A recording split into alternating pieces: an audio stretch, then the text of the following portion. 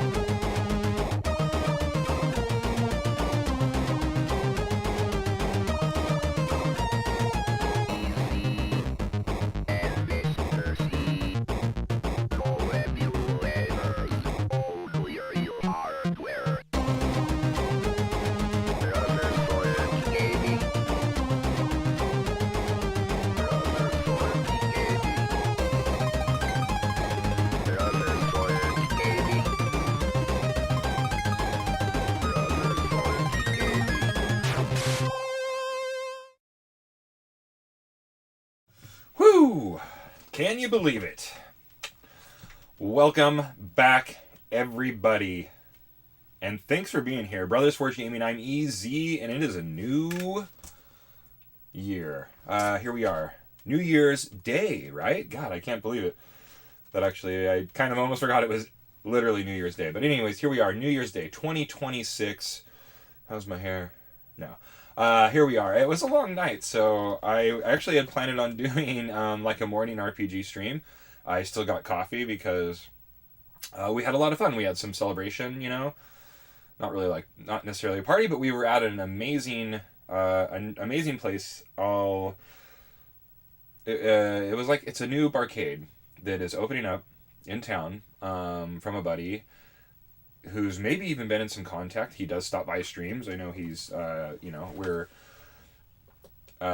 talk, a lot and stuff, and I've been down there helping out and doing all that stuff. So one cool thing, I'm not going to get into a lot of spoiler alerts, but it's opening. It's an incredible place. Some of the best nostalgic you'll ever get if you're in Northern California. It holds basically 88 games in the field, and this, my buddy is, I mean, dude, he's the man. He is the guy for this. This dream of his, he was built for. He just has such an impressive library. You talk about game collecting and all that stuff. This is like an actual arcade collector.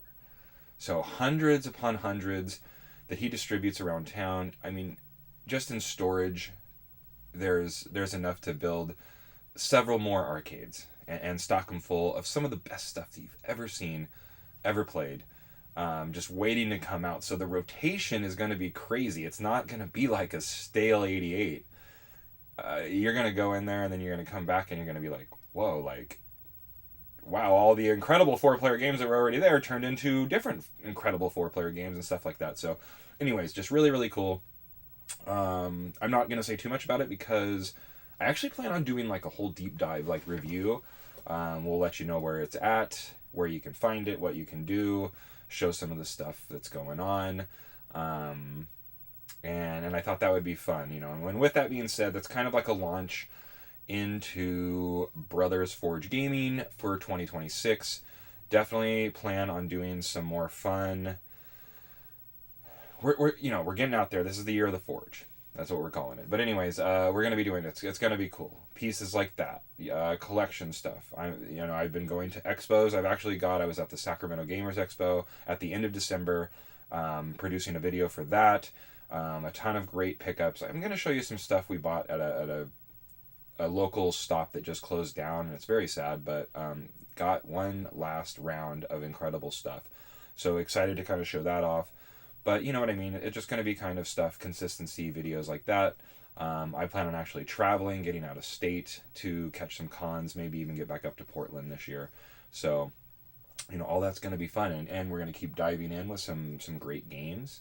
And just do demos and all sorts of stuff. So it's going to be a wild year, and it's going to go well. But exciting to do, because we got some stuff that I'm going to show off. I'll probably show it off in a little bit.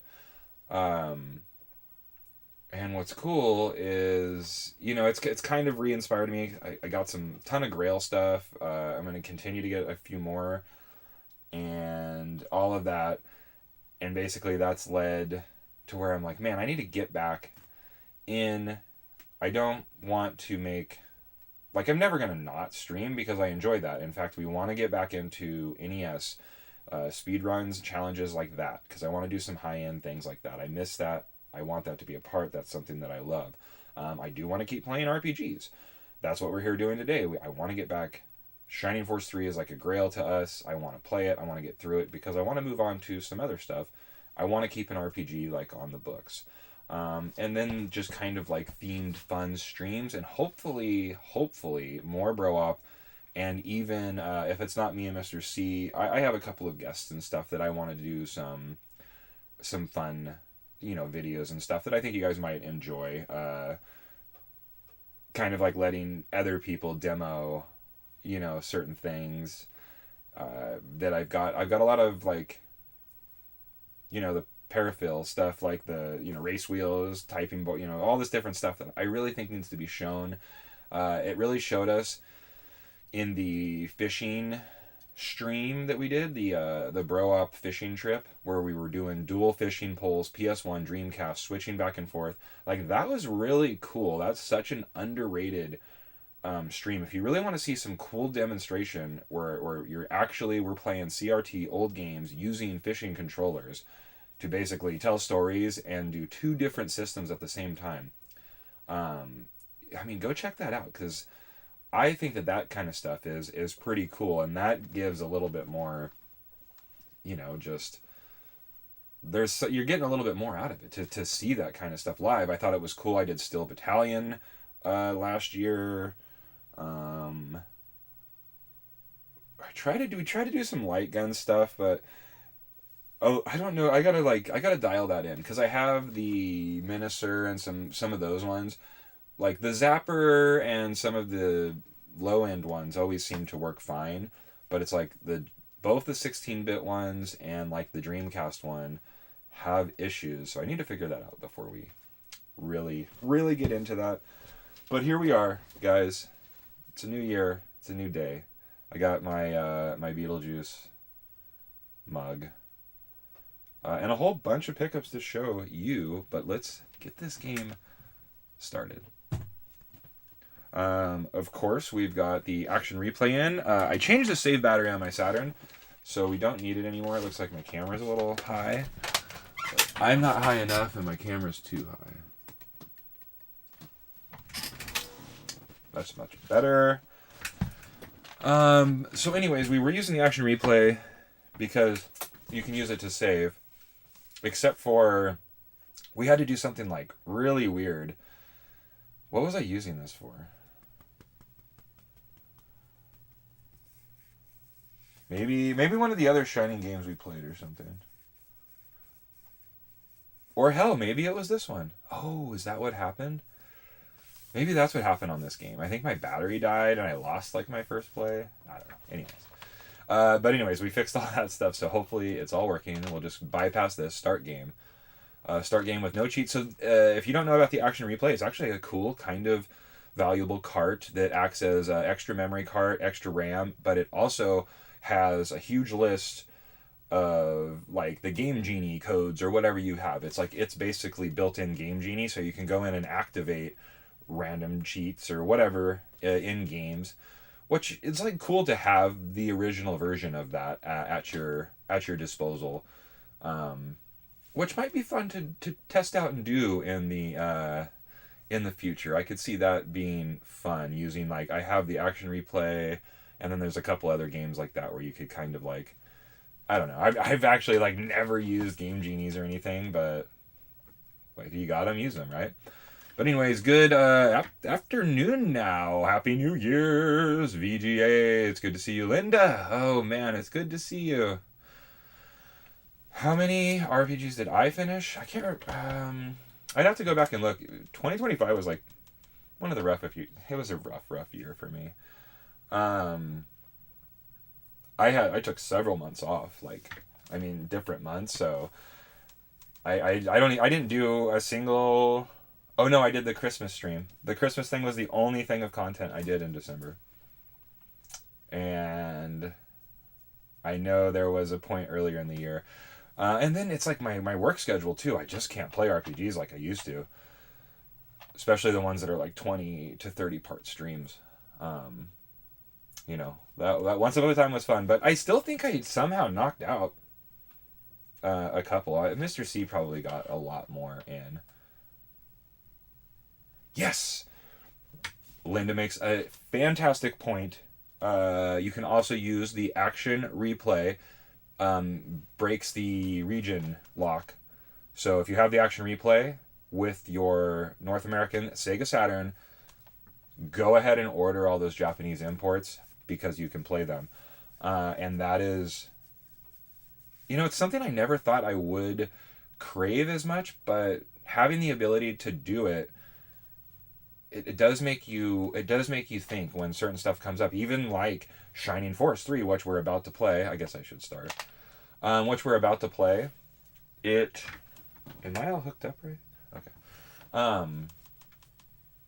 It has 3 separate games. So this is like Shining Force 3 book 1, and then there's like book 2 and 3 on the Japan series. So you're actually missing, which unfortunately I don't think it's like a ton of altered content. It's each perspective of the people in this. But it's just little things like that. And one of the big ones is we had a lot of fun playing XCOM, UFO Defense, over the summer. Whenever I played it, it was a long stream. We played through it finally.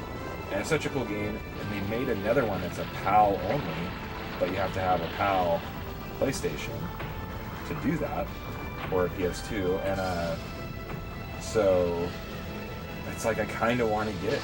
I want to get that whole setup.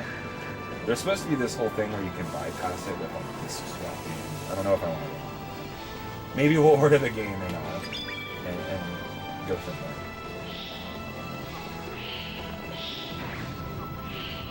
there. Yeah, I wish I knew the real count. God, 2025 is like a blur to me. But I finished some of the Shining games, right? So I think I played Shining CD and Wisdom. And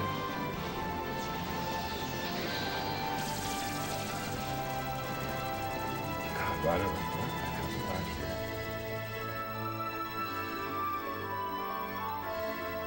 It kind of blurs because I remember a bunch of the other ones I played the year before that. So I'm getting all mixed up. You think I'd like I don't know. That's a bad sign. You think I would like have more memories right now, but maybe it's just too much stuff on your mind, That's what I'm happy. I'm actually very excited for the new year. I had kind of like epiphany moments in December. One was going to the Sacramento Game Expo. Like I said, releasing a video on that and the time there. I was kind of bummed. I was hoping you were going to be there, Linda. But it was cool to run into some people, meet some new people, and just get into what I used to do and flourish at and stuff. So I've already put it on my books. I'm like, you know what? This is a point in my life. I actually have the ability to do some stuff that I could never really do. So I would like to get out of state and travel. I've never really... I don't fly a lot. I've maybe flown a couple times in my life, but yeah, it would be cool to fly and do something, at least like the Midwest Con, or I know someone in Missouri, so I was thinking about the Mo Games Con, and I thought that would be fun, and then maybe go back to Portland this year. So I've got a couple more on my list. I'm also still doing concerts, festivals, and stuff like that, because that's a good common part of my life.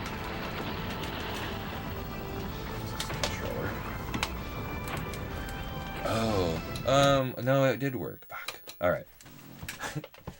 I'm yapping too much. I think I'm excited to be back. I don't know what to do with myself. So we'll watch the Saturn boot up screen.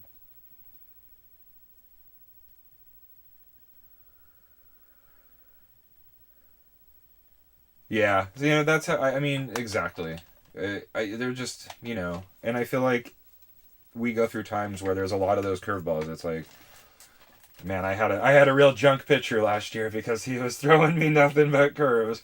Um, no, but and it's like I felt the same way. So kind of like thinking and sitting and doing a few things. It's like, man, I there's some stuff I can really change. We're gonna do more collection pieces. I'm gonna get this place dialed in, and then move some of the stuff out. And actually, I have like a whole theater I'm creating with like the thousands of movies and stuff that I have.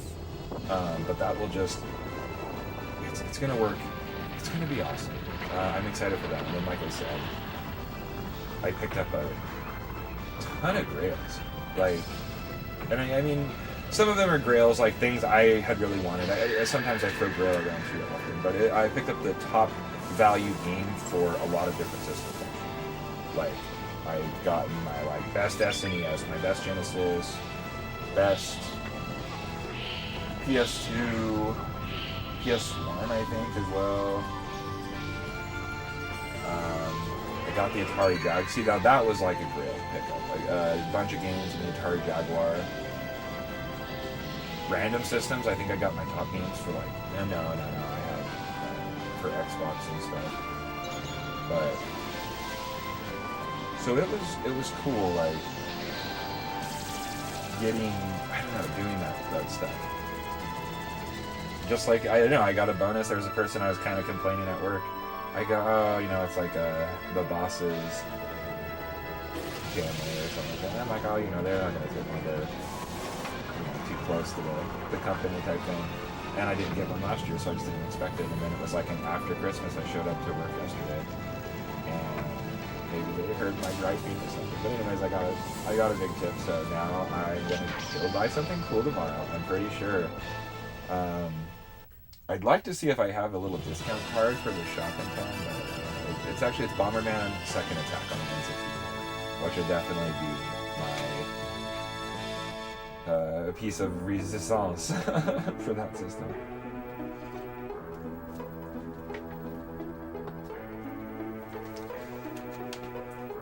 Oh, that and there's a cool, we go to, it's in, God, where is it? Lodi?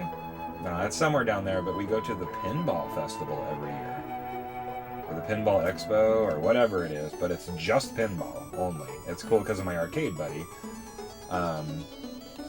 So that's a whole lot of fun.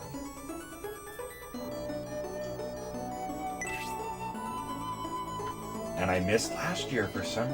Oh, it got all like weird, and that was like the height of my weird time. I think it's in May. And everything kind of flipped upside down for me, and I ended up missing it. And this year we're planning it. There's actually some cool people that are going to be there, that it's like I know through following or YouTube or something like that, social media, but it's like I don't actually know them, so it's cool when some of those people all get together, and we'll have like a great time. I don't know if you've ever been to that, Linda. I know you like the arcade pinball scene and stuff like that. It's like the longest, biggest going one, and it's like a little like camping venue. I want to say it was Lodi. But it's been there for years, but it's just a ton of pinball all set up, and the way they do it. They actually, one of the main reasons is you buy raffle tickets, you could win a pinball machine, dude. I want to drive home with my pinball. I want to add that to the collection. I thought that would be the coolest thing. The only thing that matters is that you do your best. I feel like that's not really the only thing that matters, because if I don't succeed, don't we isn't it all over?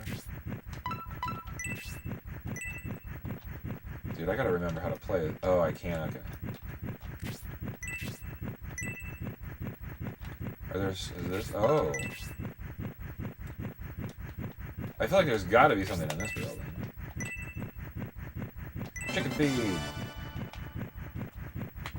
It's like, why would they make something that weird? Oh, this is cool. I don't, but I do.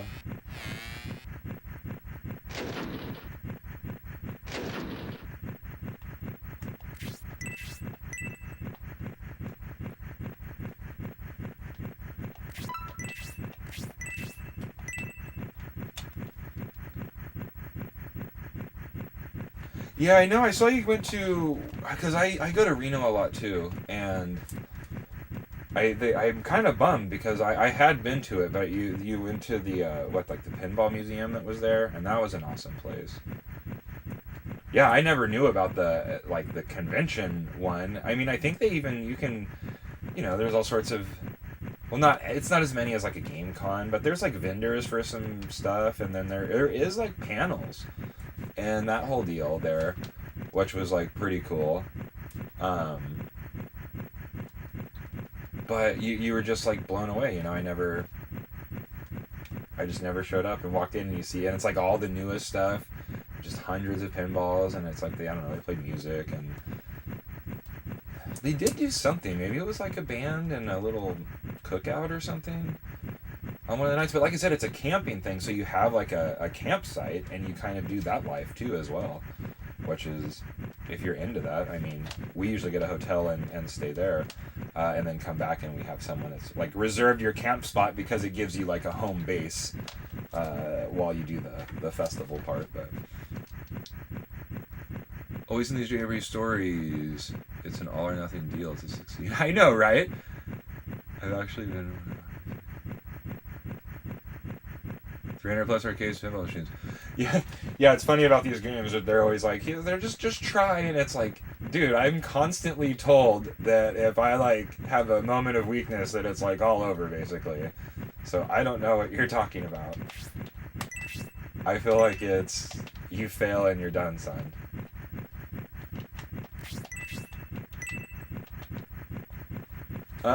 That's cool. 300 is a lot. Yeah, that's awesome to have like that much space to do it. Like I said, there's a very awesome place here, opening up soon, Northern California, and it is a full, very nostalgic barcade with very authentic games. The guy has hundreds and hundreds of games, but he actually is the guy that puts them all over town to all the other places. But his shop alone with the barcade holds 88 to 90 right now. But what's cool about that is, I mean, we're talking blockbusters, like all the authentic sit-down driving games, motion outruns and afterburners, and the six-player X-Men cabs, like all the four-player Kunamis and stuff, and they're going to be like interchanged like all the time. So you could come in. He was already saying we're doing a little thing there yesterday, and we're like, man, we've been testing and setting all this stuff up. It's like we're kind of bored. Let's just fill it with a new 88, and it's like. Be awesome. It would be amazing things like swapping The Simpsons for Sunset Riders. It's just like there's so much good stuff in his like storage. You're like open up a door and it's just dusty. Like, oh, there's Knights of the Round and the D&D 4-player and this and that and 3-player. Like I just every game I like ask him, I'm like, do you have this? He's like, I do. Yeah.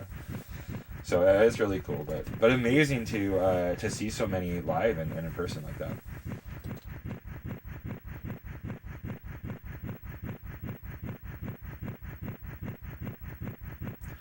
Yeah, see, he's got like he's very passionate about it. So all his stuff, like he has like he doesn't just have the whatever. He has two, I think that the sit down afterburners like in the plane thing with the like seats and all that stuff like that are really hard to get. I think he has two of those. He has like all the connecting like Sega GT's Ridge Racer games that like, I mean, it's just really neat to see that. And it's cool that you said the Japanese stuff because he has a whole line he wanted to have out for his place now, but he doesn't have the room. But he has like Bishibashi machines and a bunch of the like Japanese, really high end like rare stuff. So it's just really neat to like go in there. It's not, you used to go into like a weird cement floor chinky like game with like place with like five, or not five, but maybe like 15, 20 arcades or something, and it's like all the common stuff and cocktail cabs and things like that. It's like crazy to go in and be like,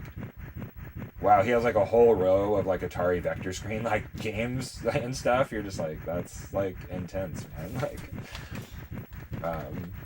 and it was cool to see like kids were there and they loved it, because it is all ages during the day. So it was like wow, that's pretty incredible to see the love that small kids had. They were running around, holding pizza, doing all this stuff, and I'm like, I just felt like I was a kid again at one of the arcades from the 90s that we were in. So yeah, that's awesome.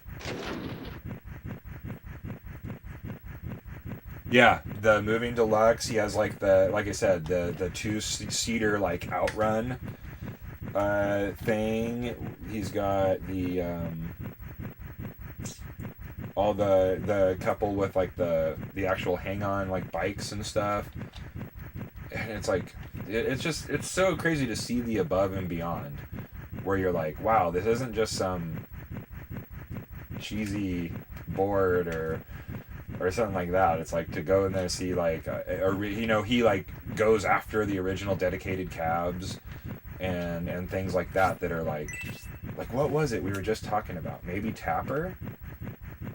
He has like a color Tapper with the Budweiser handles, and he was like telling, he goes, yeah, a lot of them they were made in non-color, like black and white, and obviously they switched them to like root beer things to have them in arcades and stuff like that. And it's just, it's cool. You gotta love all that stuff. Alright, I don't know what I'm doing. I did find something. Do I have like an inventory guy here? I don't think so.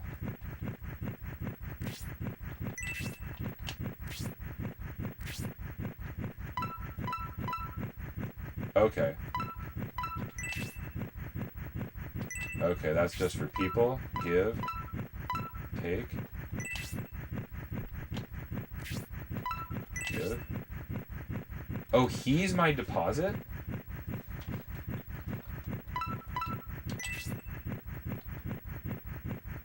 Old map. I guess I'll take that.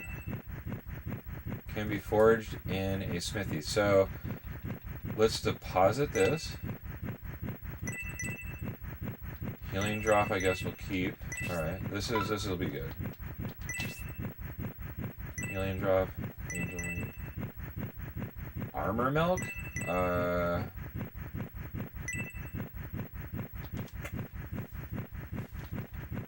guess that's not bad. I'll use that armor milk. More mithril? That's cool. Large mithril, I don't know if that's different. Chicken feed, we'll check out what that is. Herbs.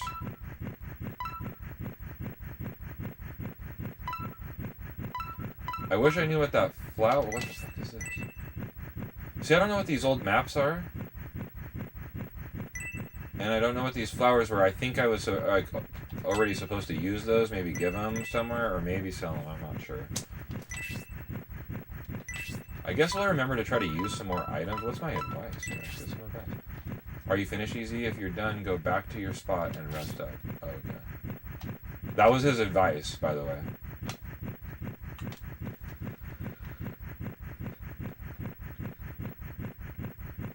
And touch a sensor on the cabinet that makes it.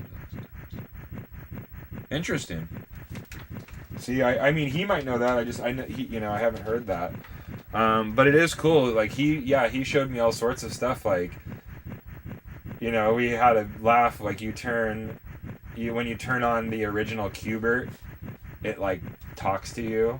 It goes, I am turned on, or something like that. It was so fucking creepy, kind of crazy. But I'm gonna do a full review. You'll love it, man. You will freaking love it. I'm gonna do like a whole cool deep dive review of that place when it's all officially like ready to go. And BFG already has a ton of high scores. They're letting me in there. I'm kind of playtesting games and stuff, so people will be like, "Well, I can't ever get number one. Who's this BFG guy?" Slap a sticker up there, baby. Hit the QR code. No, I'm excited about all that.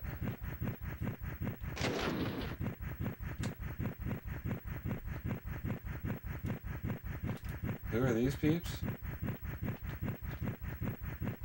Did I already get? Oh, who's this?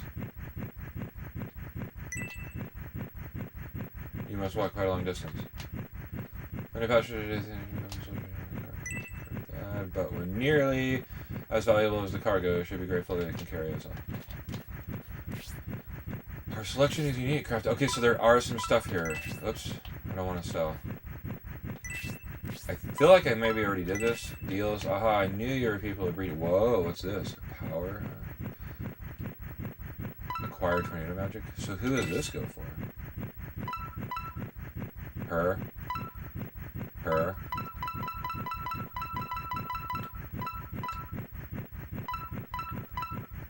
So it looks like it maybe doesn't help her, but it is really helpful for her. So we're gonna pick one up. It has too much fucking stuff already. Alright, well.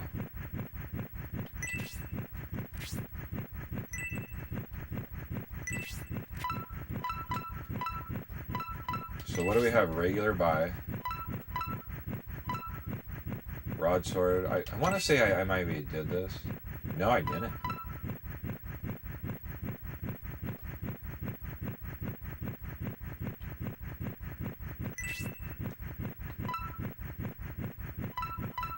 Alright, I guess. Fuck. Man, I should have the best, right?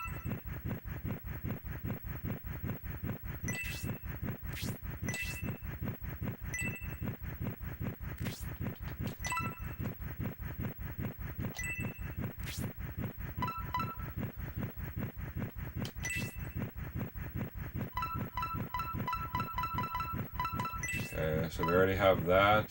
900, dude, that's pricey. We're gonna want that, though. Fuck. Oh, I got a new centaur. Makes her a little bit better, but not necessarily worth it.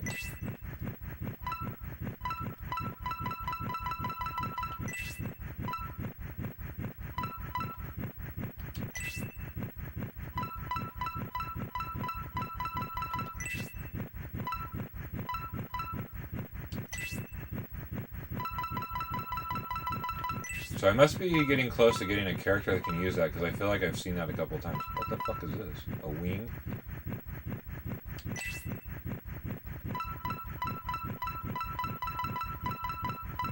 Oh, I wonder if that's like a Birdman thing or something.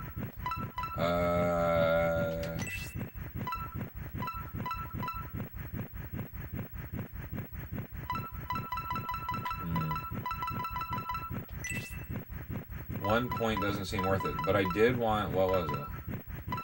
This thing?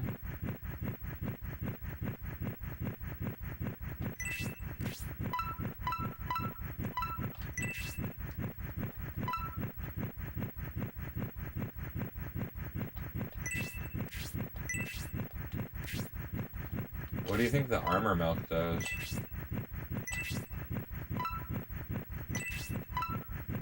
Oh, raises defense. I feel like all that stuff should always be used on us. I mean, just the way it is.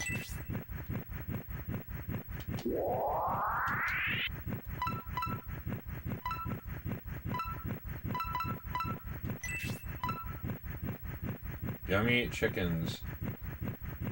Oh.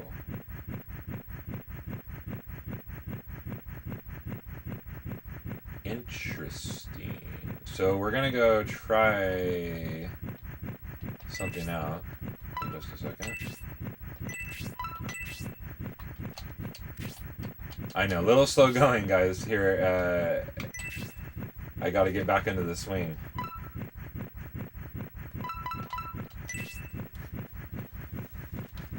It's been a second since I streamed.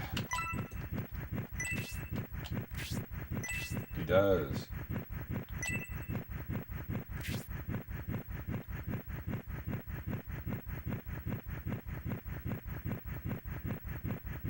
I wonder if the halberd was special. Whatever.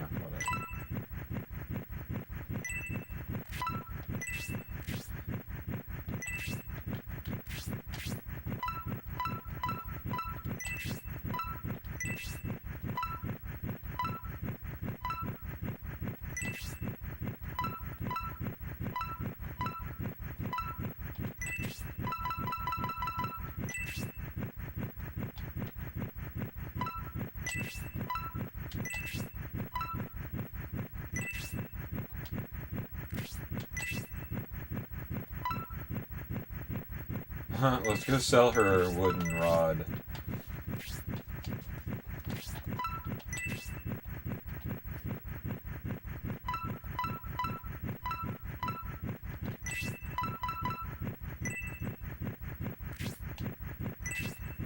Yeah, that thing is dirt cheap.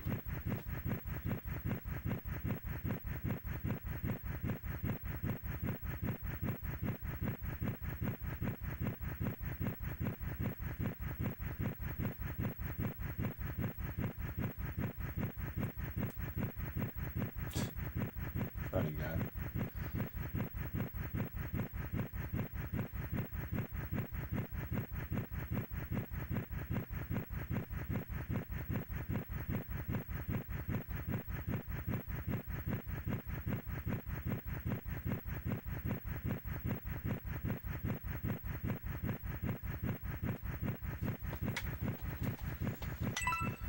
Alright, dude, that was a good little...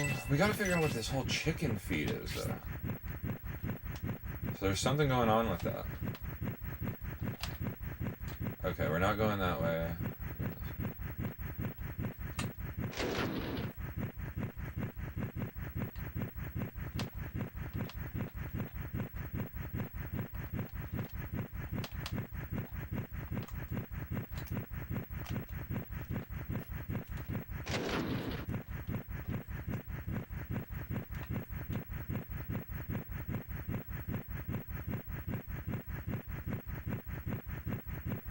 Huh. Oh, is it that barrel I can't get to?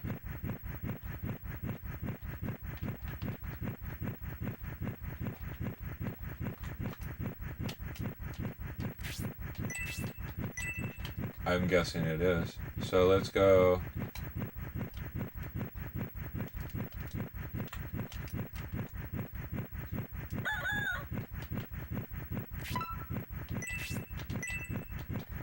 I bet you... Okay.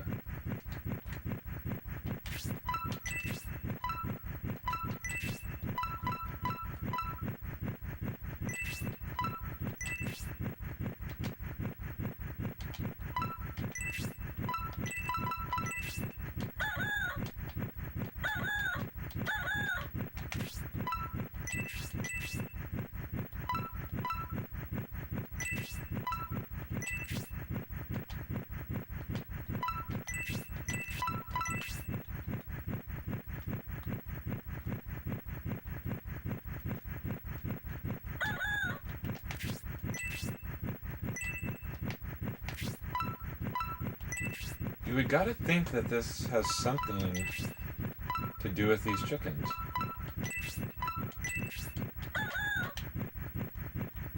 Oh, wow. Okay.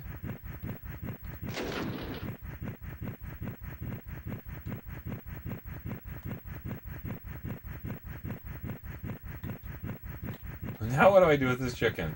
I have a chicken following me.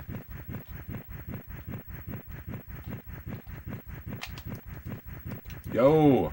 What's happening?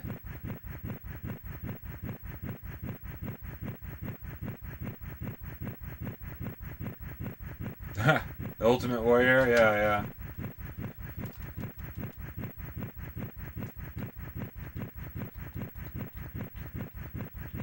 Yeah, one of several cardboard cutouts.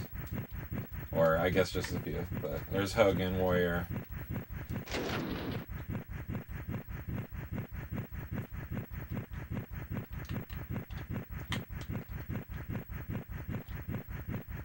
Did one of these people order a chicken?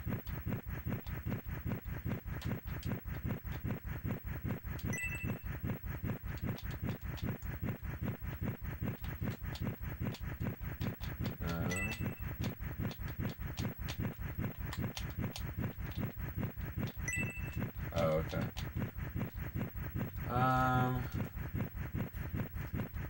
Is this chicken gonna, like, fight for me?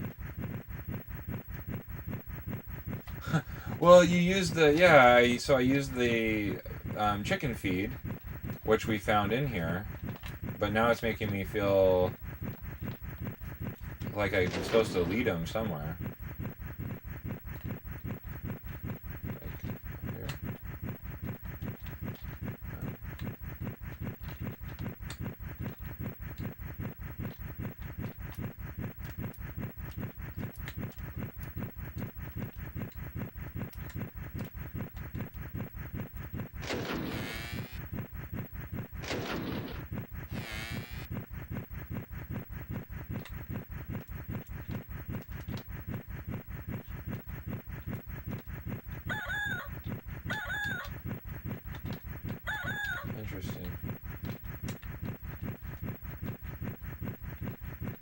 don't know. Maybe he'll follow me to the town or something. Maybe it has something to do with bringing chickens wherever I'm going. I don't know. Alright, we've dilly-dallied enough.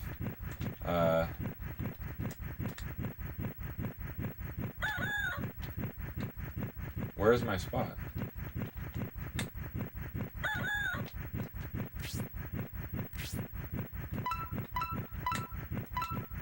No, I'm good.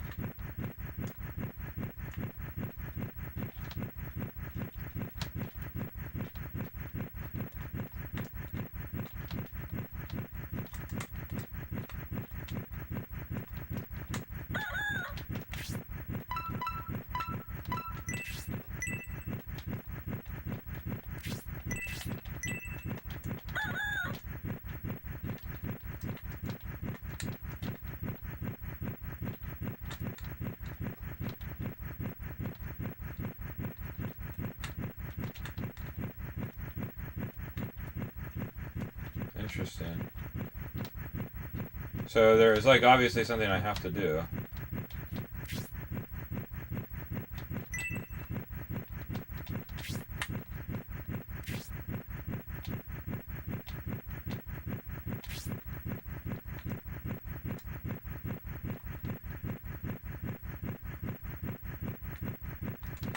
Interesting.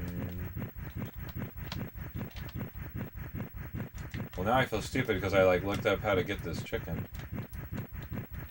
Right? This had to have been my spot.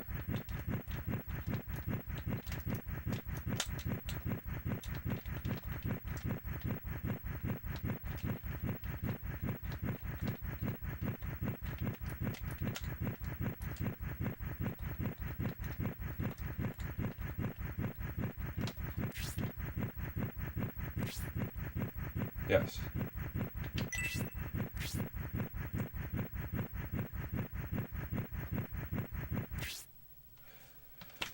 I didn't say you couldn't come. What's happening, James? Back again. I feel you there. Guess who's back? Back again. Shady's back. Tell a friend. Dude, actually, it makes me feel I need to. That's right. I need to be prepped. But yeah, Happy New Year's, everybody. Welcome to 2026, January 1st. Bigger, better things. The year of the Forge. Lots of stuff coming out. I mean, and not just streaming. Want to keep streaming strong, but I definitely don't want to rely on that. We're going to be doing a lot of other fun stuff that I think people are going to enjoy. And stream. And do it all. So it's just glad everybody's here, having a good time. In fact, actually, what's cool is with you in mind, there, James. What's happening, Intellect? I better show off. Let's show off these pickups, dude. So a local flea market just closed, which was like an amazing staple in our community for like 40 plus years. And ever since I came back into the scene, you know, I mean, I had a lot of original stuff. Let's say I had pretty decent. You'd be like, he's got a good retro collection as a, I guess like an average Joe. But when, you know, I dove into collecting, it was about 12 years ago, 11 years ago. And just recovering all the stuff from childhood and building this massive collection that we now have. It's like ridiculous. That's another thing too. I'm going to be inventorying everything this year, going over a lot of collection stuff, getting true numbers. Like I bought a new one, so I have 101 Dreamcast games. I want to show that off, show the collection. Just go over. There's thousands upon thousands of games in here, so it'd be nice to kind of share that with the people. But we got some really cool stuff. The flea market was going out. I went down on the last day. I got a freaking stack. As you know, me and Mr. C together. So I always got to like, there's two different things here. So as like a team, as a channel, we both have large separate personal collections. And when we started years ago on getting the NES collection, you know, we did certain things like, hey, you've got that $5 game, that $10 game, I'm not going to buy it type thing. So individually it kind of, we were further away, but together we were only 13 games away from finishing the NES library. But with that being said, when we had, more separation and we weren't, I was like, gosh, how come I don't have this game? I don't have this game. I decided, I'm like, you know what? I'm kind of going to go after it myself, as well. I think he kind of did as well, and I'm now reached like the 600 game mark myself. So I'm like 67 away, from the NES library. But so I went through, I kind of inventoried what I had and didn't have, and that Mr. C probably has every one of these games. But I did not, so I wanted to pick them up and add them to the collection so I can get myself closer to just 600 plus games, and go over all that, And I had to get some like inbox stuff too. I think I have almost 200 inbox, so just keep growing. But this is let's see. This was the cool list here. Just stuff I looked at. Some of it I thought I even had, but I had Skate or Die 1 or 2. I didn't have Ski or Die. Super cool. Happy to get that. I know Mr. C had picked them up, and I played them through him, so I didn't ever get them. But it's the TC games. How come I...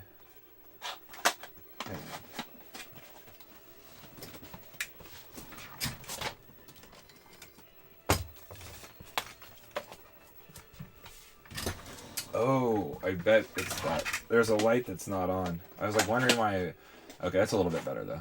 Anyways, both the TC games, and they're not they're flea market games. They're kind of not in the best shape, as you can tell with these two. But these were great prices. I think they're a lot more valuable than he thought they were. He had Lolo 3 too. I just ran out of money. But Lolo 1 and 2. So cool to add those. I think that I don't have this. This was only like a couple of dollars, so I was like, oh, dude, I think I need it. And it's a Robo Warrior, and I think Mr. C just played it. And then I realized, I was like, I don't have that. Unless I have it in box. I don't know. I get confused. And then this was cool. This is actually a clean copy, too. Battle Chess. So happy to get that. These were all, just like I said, filler additions for me. But when you can knock those out for like $5 a game, you got to do that. So I was taking advantage of what I could get from the flea market. And then I wanted to get some inbox. Of course, I already had this game, but I had the manual, and this was missing it, so I ended up buying Double Dragon 2 inbox, so I can complete that. I'll have a double I can sell or something. Love Double Dragon 2. I have another set of pickups, but it's for my Game Expo video, so we'll leave those be. You can see them there. I think I've posted all this stuff, so if you follow me on social media, it's spoiled all this. So, and here was the one. I guess Mr. C did have this one, but I was excited. This was a little bit more valuable. That was Alfred Chicken. So cool game. And I did get a game that neither of us had from the Game Expo for the NES. So stay tuned for that. And then these were all super awesome pickups. Did I get some? Oh. Can you see it up there? I don't know. I don't really want to get it down. If you can see it up there, I got the LCD screen for the PS1. The travel screen. That was that's a cool piece. I really wanted to have that. Dreamcast. Got EGG Egg. Elemental Gimmick Gear. Looking forward to playing that. Looking forward to playing Dreamcast this year. This was a cool one, dude. Get a PlayStation 2 banger. Get some Cold Fear, man. So some horror. PlayStation 2, a couple bucks some value. That was cool. And then this was cool because a Grail-ish style piece. I know James is gonna love this. I'd been waiting to get this for a while, and I talked to the guy about it. And since it was his last day, he actually decided that he's like, dude, I'll even come. He already had a good price on it. And he's all, I'll come down even lower. And I'm like, I have to get it. So I ended up spending way more money than I wanted to. But when you get Chrono Trigger for like $170, I was game, dude. It does have that little label snafu, so I guess, but still, I feel like that was a good price. Price chart's at like $250. This is now the valuable game, loose game for the SNES, and I look forward to playing it. So very, very, very excited about that. I can't remember if I showed this off, but this was incredible. I took a gamble. I got it for like $20 at the Goodwill. It's the Xbox 360. We were just talking about this. Race wheel, like the one that's like mechanically reacts and stuff like that. It was meant for Forza. I played it with Burnout Paradise and it was incredible. So I'm looking forward to playing with that. Like I said, doing more of that stuff is going to be cool. But yeah, Chrono Trigger, Egg, some of the games I got from the Game Expo and stuff. Just cool, man. I am stoked. I am excited. But let's get back. So that was awesome. Supposed to be Cold Fear is a great Bloody Golden Knight. Yeah, I heard good things about it, so I'm excited about that. Battle Chest, dude. Battle Chest is awesome. I was so happy to pick that up. I remember playing it with Mr. C. I forgot that I didn't have it.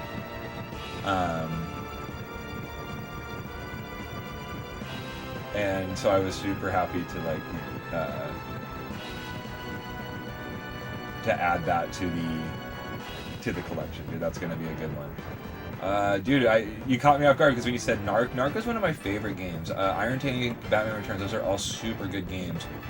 Street Fighter Alpha, dude, that's awesome. Dude, I just love seeing everybody pick up stuff, dude. It's gonna be a good year for everybody. It's our year. Let's go.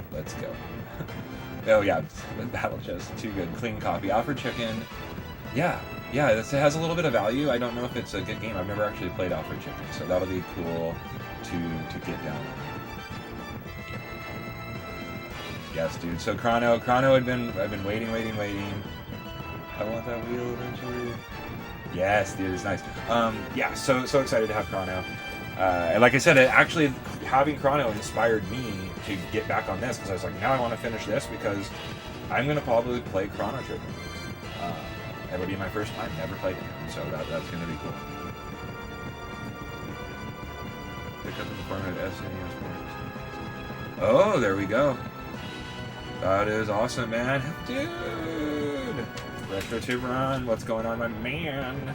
Good to see you. Thanks for popping in. Having a good time. A little New Year's fun with the continuation of Shining Force 3.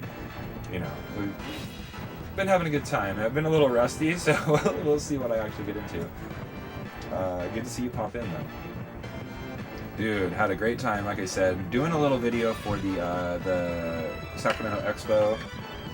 I'm hoping to actually shoot after I finish streaming here today. But got to run into those guys. It was so awesome to see everybody meet some of the people and stuff for the first time. Just got me inspired again, dude. 2026 is the year. Let's get back. Let's get community. Let's do some stuff together. Go to more cons, buy more games, let's make it fun, dude. It's been too long. Bandits. My favorite RPG is stuck between Final Fantasy VII. Yeah, that's always a good one. Earthbound, Chrono Trigger. I've never played Chrono Trigger or Earthbound. My Shining Force. We were just talking about this. Me and Mr. C. I've been a little bit let down from the story. It seems a little bit forced on Shining Force 3. I've been waiting years and years and years to play this because I don't really emulate a lot of games. So it's like I wait till I get the physical copy before I dive into it. So I finally got this. I've been playing it, and I was like, Shining Force 1 and 2, I will always say those are like my favorite games. And that was my intro into like RPGs besides like Dragon Warrior and stuff. So I always had a love for that. And then we kind of doubled down where 2 gets a little bit, it like drags on a little bit. So Shining Force 1 is like my favorite RPG. I'm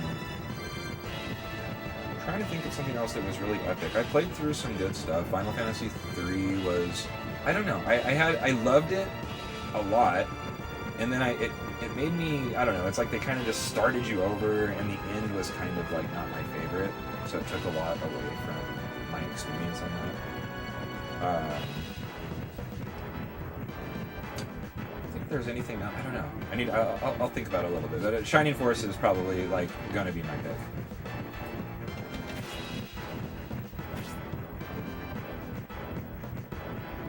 Yeah, right. It's like that's always a trip to see people. Um, you know, where you're just like, oh man, I've talked to these people, I've interacted with them, we've talked shop about General Chaos and inspired me to buy toys and this and that, and then it's like you see the dude, I'm like, oh wow, that's great. You know, you almost forget that the people exist in real life sometimes. You're like, you're more than like a TV screen or a social media post or something. Like, wow, he's a real boy.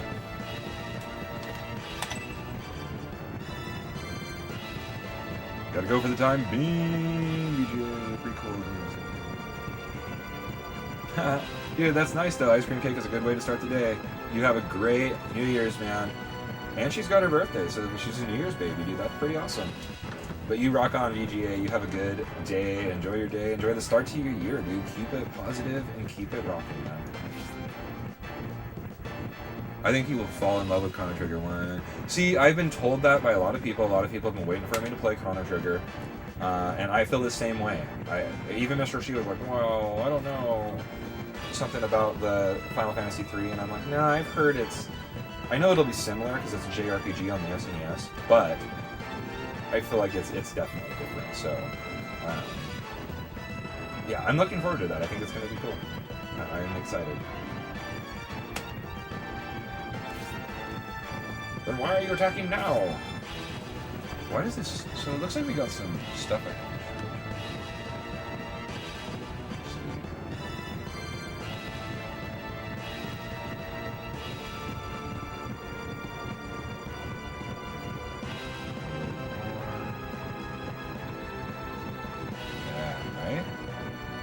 Get a little bit nicer there. That's what happens when you step away for a month. After our head,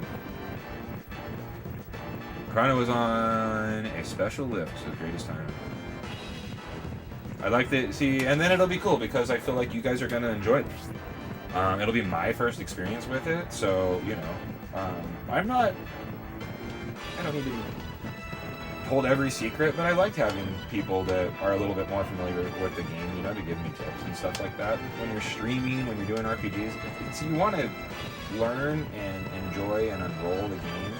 You also want to get through it and progress. There's nothing worse than being live and being like beating your head against the wall for 45 minutes, you know, to solve some stupid puzzle and then go 5 minutes and have to like do that again on a new puzzle. You're kind of like, this is kind of making it stale.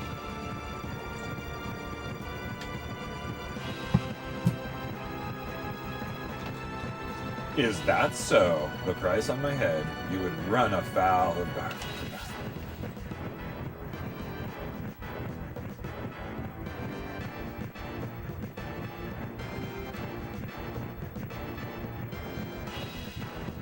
Damn, is this gonna be like super close quarters combat?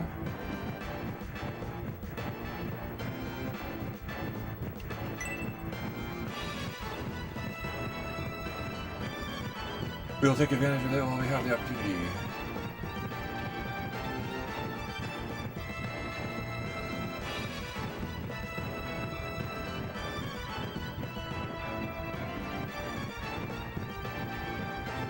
See, that's nice. I wish I was more. I want to love the... I don't know, maybe I needed to play more. It would be fun to play through 7 again. I'm just not a big Final Fantasy guy.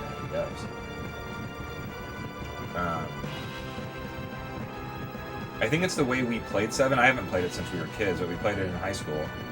And we played through it, and then basically I got stuck. I mean, we played it to like in-game, and then I just wanted to raise chocoboos and like gamble at the casino thing or whatever it was. I get so addicted to like off-screen stuff, so then I just made the game take... It's like that's all I did when I played. Towards the end, and I'm like, what else are we supposed to be doing? Flying around doing what?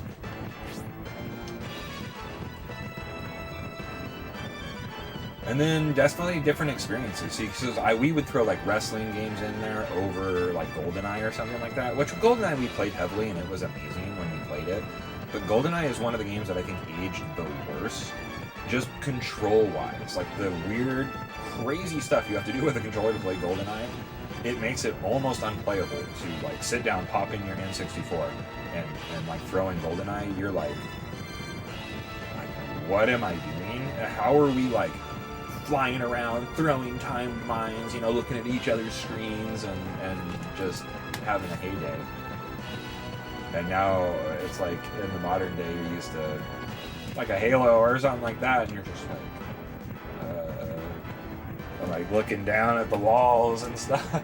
It reminds me, there's a game at the arcade. It's some sort of like arena game, and it's like inverted, and you can't invert it. And then like, and I want to say the left and right is inverted, which is super weird, right? So I'm like, hey, there's a guy over there, like pointing out the wall, like staring down at my feet. And I'm like, okay, this is bad.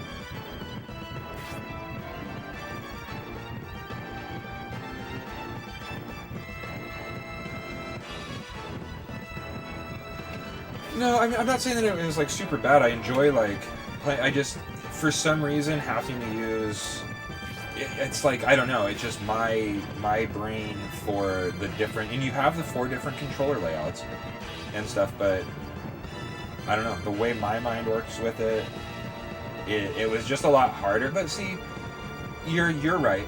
I gotta give some credit, because when I played it, it was early on when we were doing YouTube, and we had some other guys in the group, so we were playing a lot of 4-player stuff, and we didn't have very much patience. Over the last, what is this, like your 10th year of YouTube? Over these last years, I have grown so much as a person, a gamer, a collector, everything, and I see the charm and actually try to figure out games or refigure out a game, as to where we had so many games coming in because we started collecting. You know, you have 100 games, so you play Bond, and you're like, this isn't going well, so you just move on to the next game.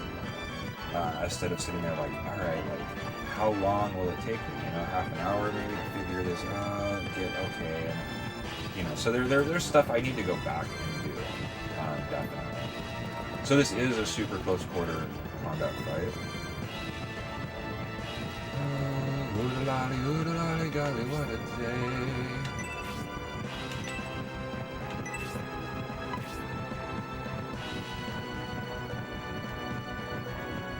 If you're probably gonna get killed, I might as well hit him up. Oh no, I was a master. Like back in the day, I was the top among friends. You know, we played all the way through the game. We unlocked every single character. Oddjob was off limits because you could just like go around and chop everybody at their knees, and it was like you were ducking the whole time. But no, we had a lot of fun and a lot of tournaments, and it was good stuff. No, we were you know, we were all kings of the crowd. But like, I think that was maybe another frustrating thing about it. Was trying to play it in the modern setting and like not being able to be amazing at it. Prepare to die.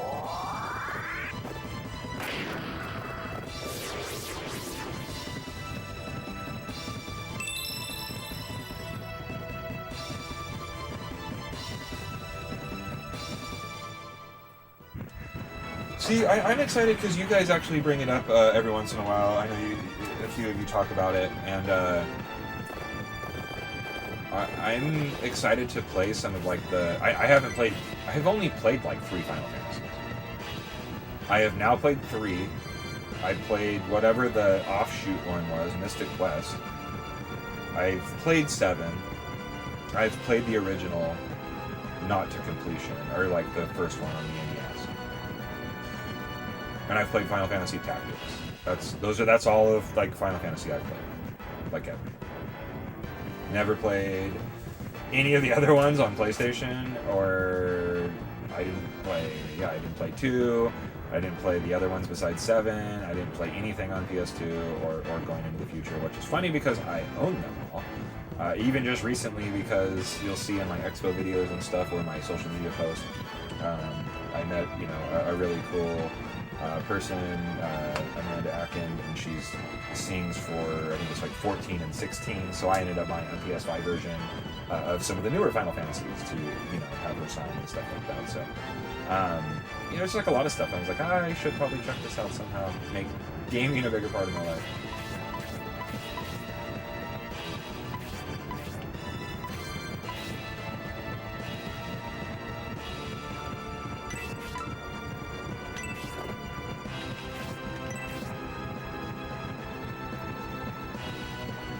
Probably better to kill than not kill.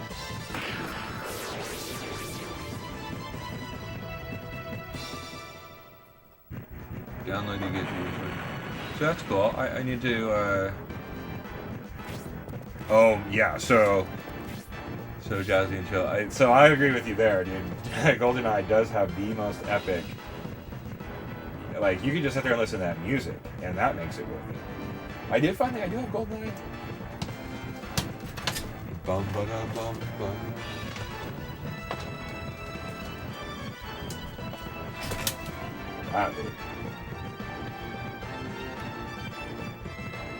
Dude.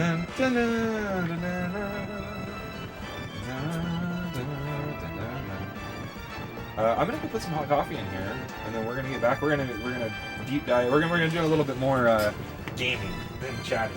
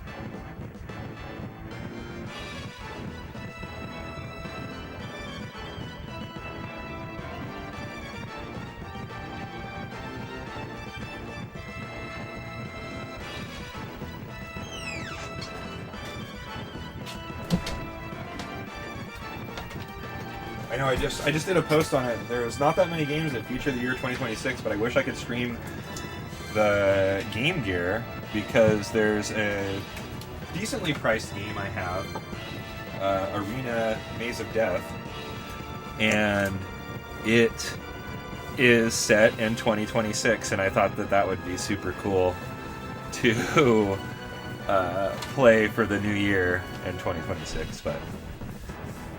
And then they claim that Fear 3 is set in 2026. I don't know where it really says that, but maybe at some point it says the date. But that wasn't as impressive. I'm so terrible. I should not be allowed to have drinks. Every time I bring coffee in here, I fucking spill it. Swear to me.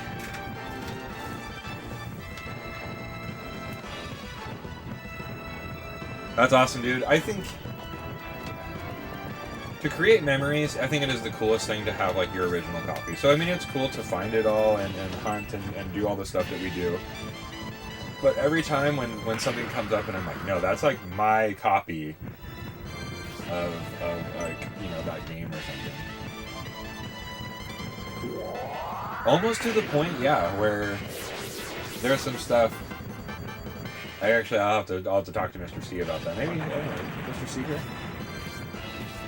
There's some stuff where it's like I almost want to, one way or another, stupid moments in my life and stuff. And luckily, Mr. C was there to help preserve and some of like my old belongings. To be honest, when I was a wild kid or a wild guy. But I had I have given him, this, and he has some stuff that I'm almost like I should buy him like nicer copies of them, and then like trade it back to him, so and to get my like original copies and stuff like that. Just because as you get older, that's like some of the stuff you think of. You're like, dude, I've I didn't have that many left, but I have like Wall Street Kid complete in box on NES from, you know, it was like a game me and my dad played after I had sold off everything. Maybe he kept it because it was technically his, maybe, or something like that, so I couldn't sell it. But, you know, things like that.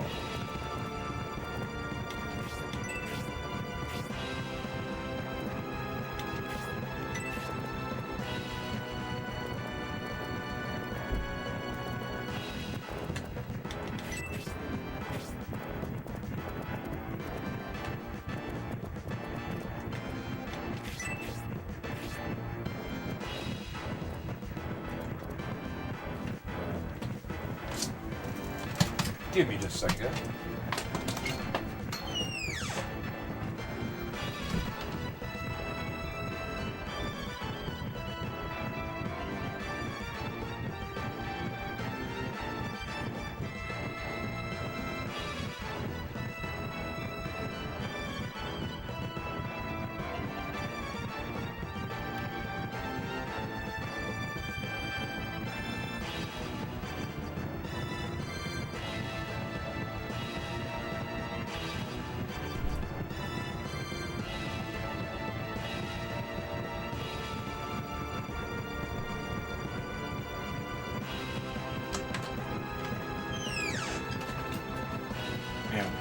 Honestly, I don't mind my house and my space and all that stuff, and it fits me, but it's small, and we're really close quarters with like the neighbors, especially where the game room is, I guess. It's like I hear, it's like I cannot tell, like people will talk in their next door, but it literally sounds like they're like in my stuff. And there's like a outside wall, you know, right on the back side of the game room, and you know, it just sounds like somebody literally there. It's like, I don't know, you hear them slam a door, and it feels like it actually like shakes your house, like somehow.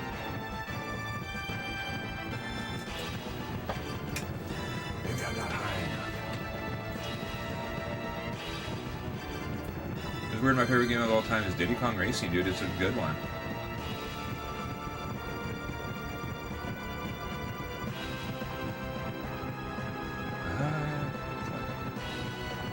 Yeah, Diddy Kong. See, that was cool, and I didn't actually play it as a kid, so it was. I thought it was really awesome finding that game as an adult and just being like, dude, this is.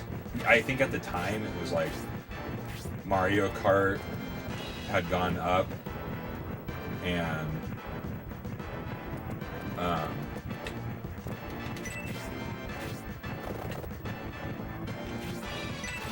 I can get up there. So Mario Kart had gone up, you know, and then being able to find, I think I found Diddy Kong for like $5 or something like that. And I'm like, this is, and it was pretty great. And I liked the fact that you got to do the planes and some other stuff too. It wasn't just.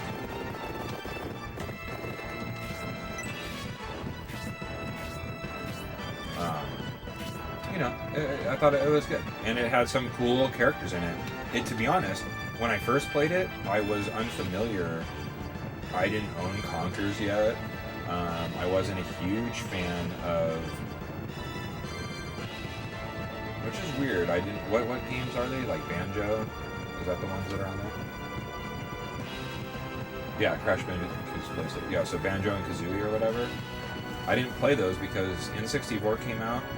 I don't know how. I'm like an '81 kid, so when N64 came out, I was like 16. I was like in high school, and you know, I wasn't playing as many like the platformers and stuff. I wasn't like using the N64 to play like Mario. It was like all battle games. We played Bomberman, GoldenEye, Star Fox Battle Mode, not like the game mode, wrestling, and then we used the PlayStation. We played Game Day '98 and Final Fantasy VII.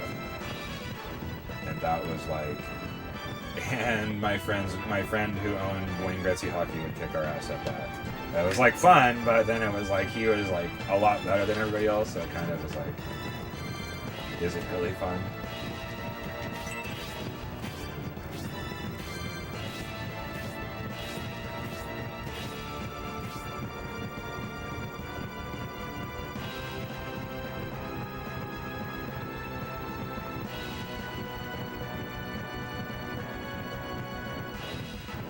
See it for the first time.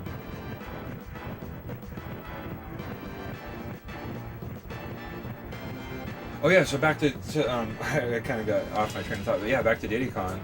I thought that was cool because it has like aren't the characters like Conker and Banjo and like Diddy and Donkey and you know it was like kind of cool other rare characters. And by rare I mean the company.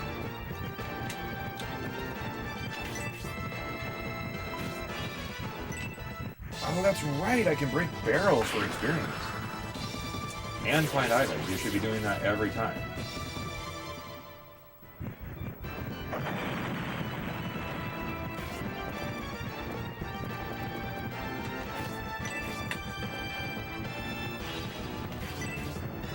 Where's my chicken?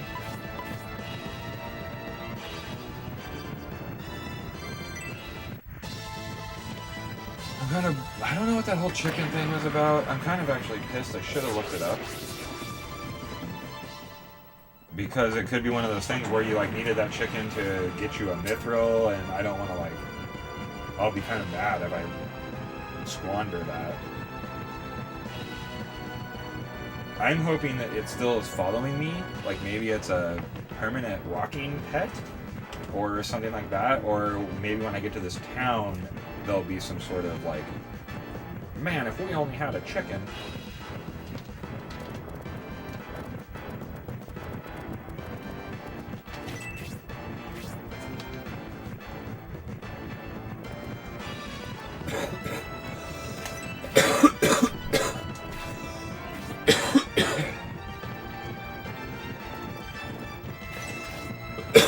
I forget who's hurt or not.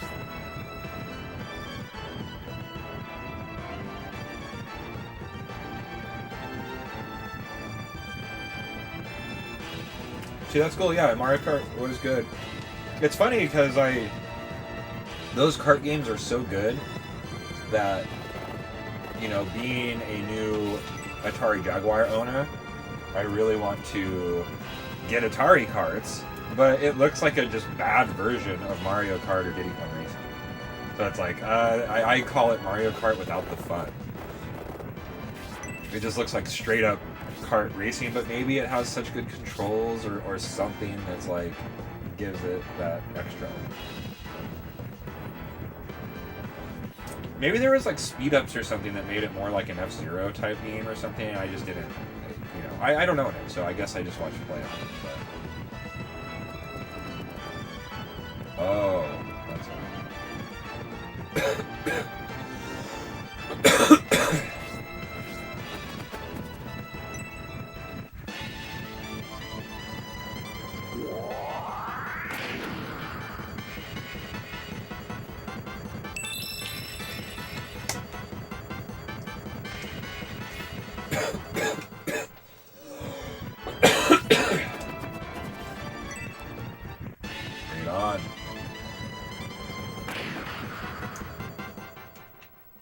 So I feel like I'm super overpowered. I just need to mop this up. Not a lot of progress today so far, but that's okay.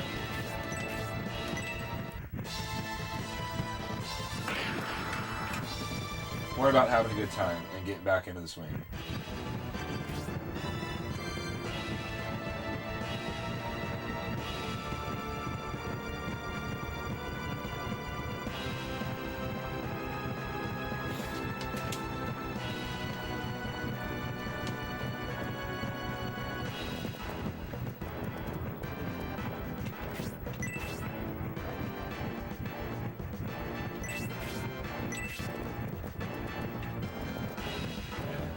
Either way, he's just gonna murder. Oh, that guy only has one.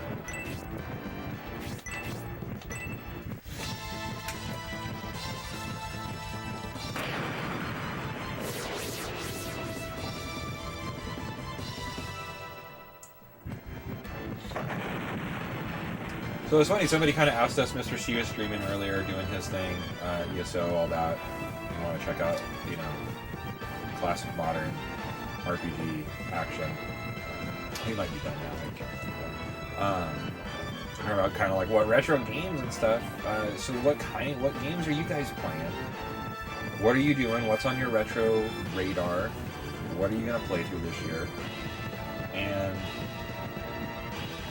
I don't know, a lot of you guys that have been here a lot, you might know some of the stuff that I have, or maybe you just take a shot in the dark and I might have it. But what do you want to see me play? I mean, I have a good list, but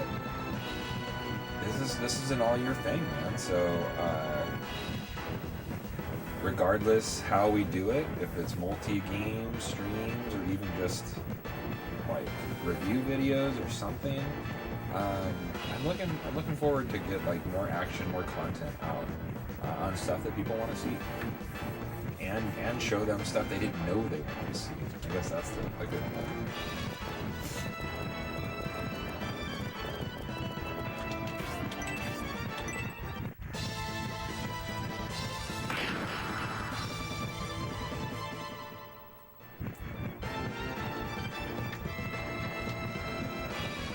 I see you are stronger than we anticipated.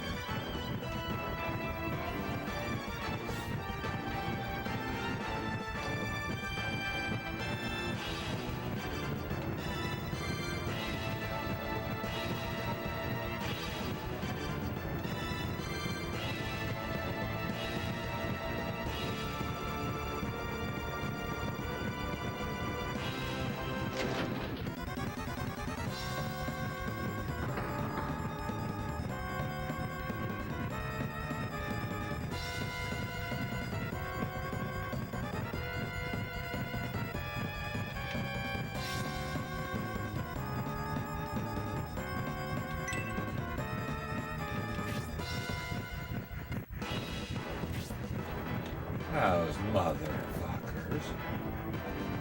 Dude, this is perfect.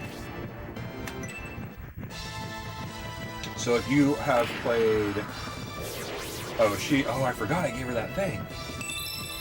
So if you've played Shining Force games and stuff like that, one thing that is notorious about all of the strategy RPG ones is your healers get way under leveled.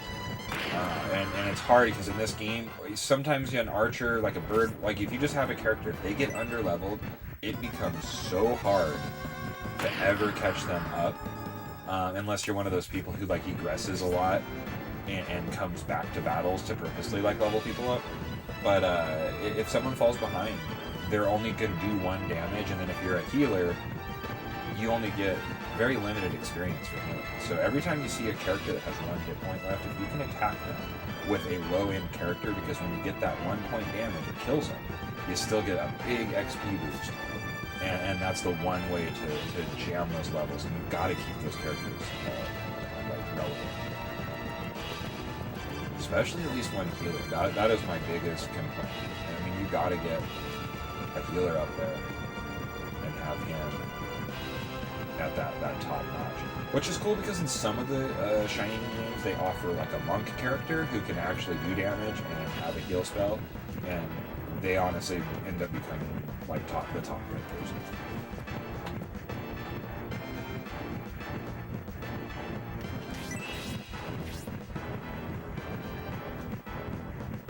Naughty Dog, yeah, dude.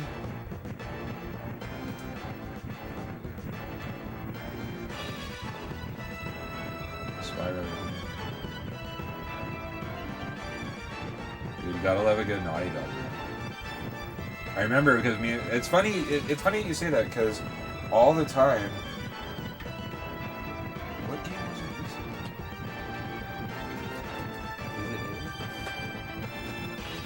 it? Is it? It is. So it's just stuff like that where you look at a game that says Naughty Dog and it ends up you're like, I'm gonna buy it because of that. It's good. There was another maker that I can't remember what it was, but I thought it was funny because when I bought Egg on the Dreamcast, which is supposed to be a good game and stuff, it says, what is it? Radical Entertainment on the front. But when you flip it around, you're like, it's all Hudson Soft, and you're like, okay, well Hudson Soft makes like a ton of bangers. This case is good.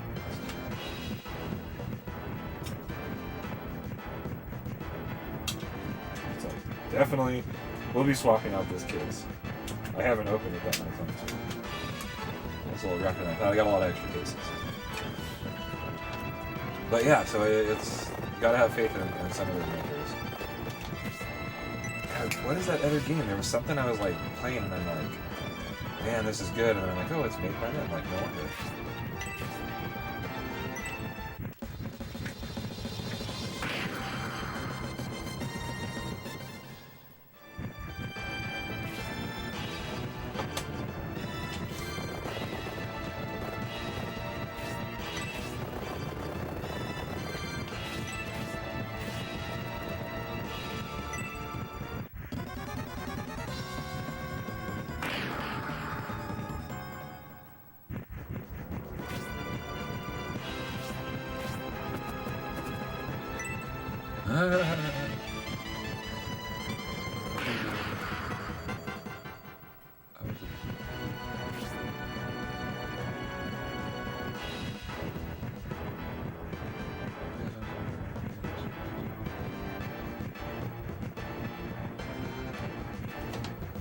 Yeah, I mean, realistically, that's why I have such a knowledge and love for gaming.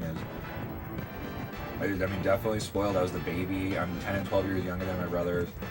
Last child, baby. It was like the height of my dad. We had like, our own business and stuff, and it was, and business was good. So I had NES, Genesis, SNES, Sega CD, PlayStation, Dreamcast, and then Mr. C had Saturn, TurboGrafx, and SNES, NES, Sega CD, Genesis. Oh yeah, he had the N64. I didn't have an N64. And then, of course, by then, we're talking like high school for us, and we could buy our own stuff. So, and of course, I had PlayStation 2, if I didn't say that.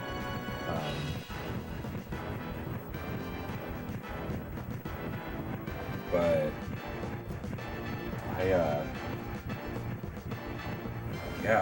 but it was also crazy. I don't know if you're closer to the same age. Being in the rental era, it really took the hit because basically, you don't realize how much money we spent. We had like, all monthly passes and stuff. I had all the highest end renting stuff but it's like that you don't get anything permanently to show from that because, I mean, we were even like renting systems and stuff. I remember, bringing home those steel boxes with different things in them. With all those systems we already had at home. It's like, why? But just to play like one game for the weekend or whatever. And then you always think back because I'm like, I played so many games, 5 for 5 for 5 games, $5, 5 days. Was like our local, and it was a huge store, had everything all the time. And I just always think back and I'm like, how come I'm like, oh, I rented all those. So it really messes up my game memories.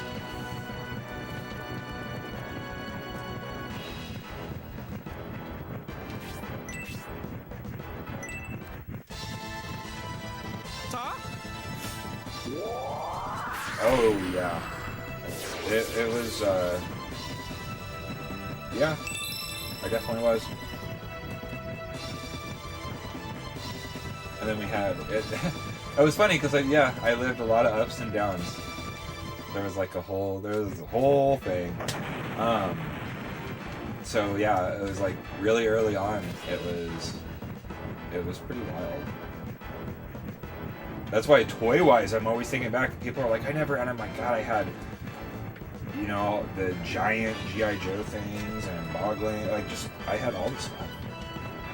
Like 80s and like the first couple years of the 90s. And then there was like some turn of events stuff. But basically I was almost to the point where you start earning that shit for yourself. Because I was working when I was like 14. So it was like, I do stuff and I didn't have other bills because I'm still at home getting fed and stuff like that. So it's like, well, hey, if I can work and make whatever the amount of dollars, I can go buy one game. So it's like, go buy one game.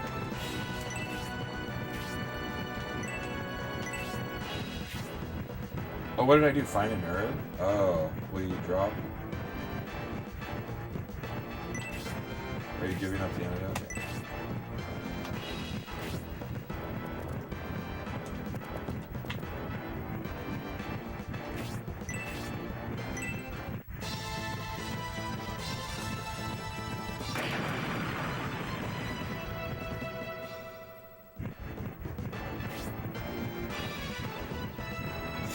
Yeah, I used to, dude, and this makes me sound awful. I don't know.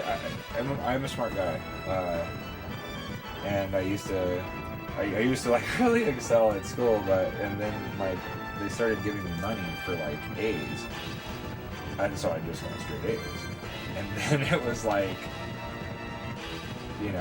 I was at a time where I was still kind of a kid, and like when stuff happened, it's like they couldn't really, you started having 6 classes, and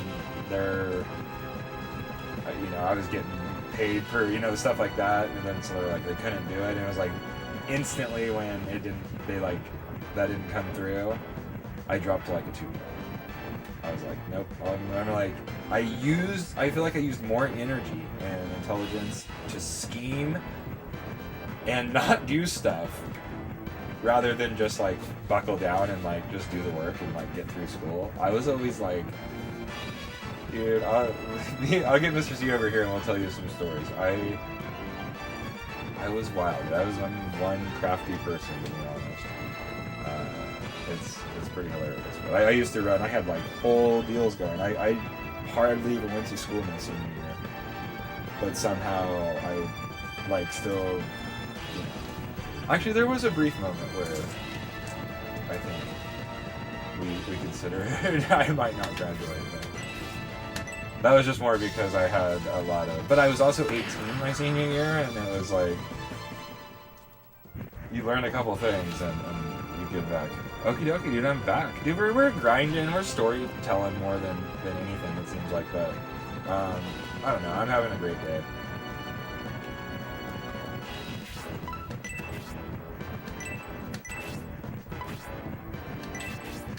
I don't think anybody's even heard. Oh, that's right. She kind of wallops.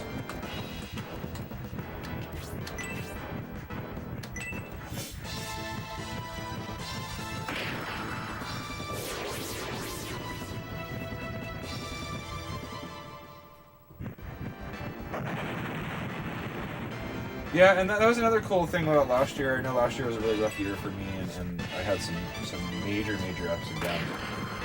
But I was able to find, some like music, concert, festival type stuff, which that I'm gonna incorporate too. It's still gonna be a part of my life because that was just really helpful, and some of the people I've met and experiences I've had, and to be honest, to travel around with like independent, the reggae rock indie guys and stuff, doing like VIP stuff and hanging out with them. You kind of see from like a small business, you see some stuff where I was like, you know what? That actually, I think what spurred me, I started printing. We have stickers and all sorts of stuff now and things like that, to where it's like, you put yours, I don't know, you get different opinions on life as you go on, I guess. But yeah, realizing, like I said, going to that expo, man, I was on like a fucking high. It was insane. I was just like, wow, I can't, it's been 2 years. This is amazing. This is a great feeling. I need to do this more. Getting a bunch of awesome games that I've always wanted and playing some. Like, I used to always think, oh, I can't play this because I gotta do something super special, but I don't know. We played some amazing stuff. It's incredible. So, yeah, gaming brings joy, man. And togetherness. I'm hoping me and Mr. C did, like, I'll still go back. I know it wasn't, like, some banger of a stream, but, that fishing trip stream is one of the favorite things that I've like done.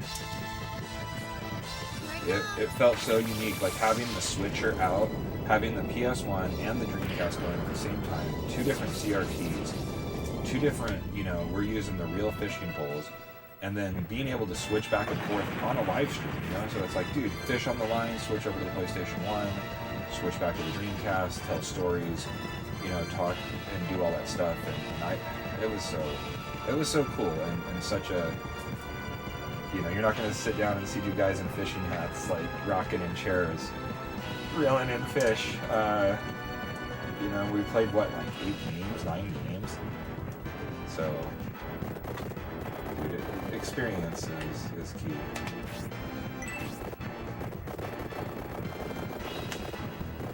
I wanted to break that damn barrel.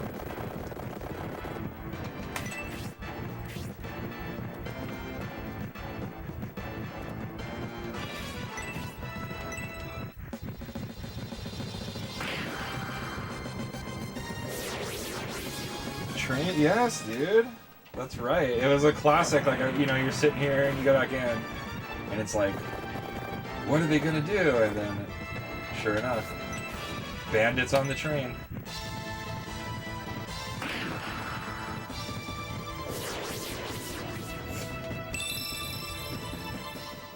Learns the special tornado.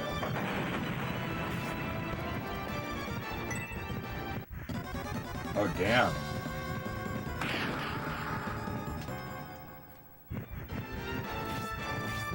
I don't know why that person didn't go. I feel like I should be tagging the rest of these barrels. Talk?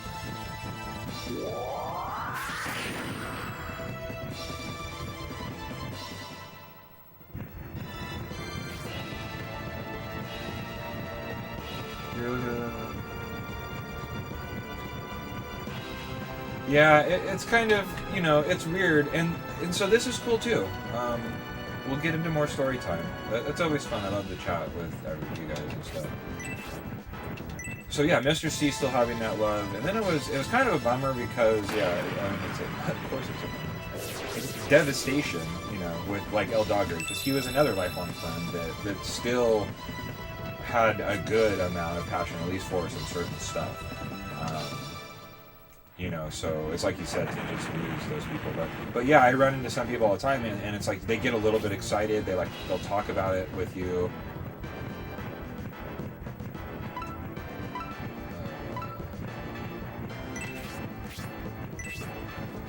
They get excited and all that stuff, but it's like they you know, they don't really care that much. Or sometimes I've played with people and you just don't see that same joy. So it's just really cool to meet those people. My arcade buddy is very passionate about like the arcades and stuff like that, and you know, so that's really cool because that actually gets me a little bit more passionate. You know our passion in games and everything.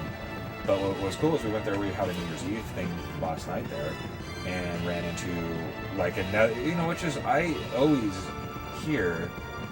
In fact, my buddy brought it up too about these, you know, other people that collect retro games, and I'm like, who are they? Like, how come I never meet them? And so anyways, there's another guy, he has like a retro collection. He had heard about me and stuff in town, and we like, you know, chatted up a bunch, and he had a lot of passion for that, and it's cool because he's somebody that wants to come over and play Sega, basically, you know, and you're like 40 years old, and you're like, yeah, oh, that's cool. It's like a guy who is interested, loves all this stuff, and he's like so stoked you have so much Sega, wants to come play some co-op Sega with you and check out stuff. You know? So it's like you said, it's cool to see people that still have passion.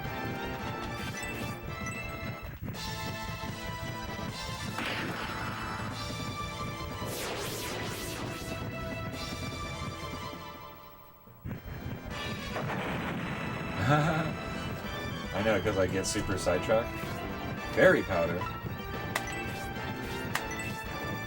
Yeah, no, I mean, it's definitely true. We were here for... I mean, maybe that, you know, that's why we're not probably super great at this. We're here definitely for the passion. It was more of like, hey, we like love this so much. Let's do this. Not like, we wanna do this. Like, let's figure out what we can, you know, milk or whatever to do it.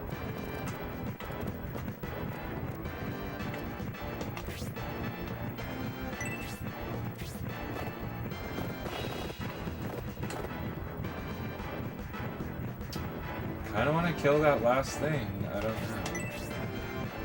I feel like I should probably kill this guy.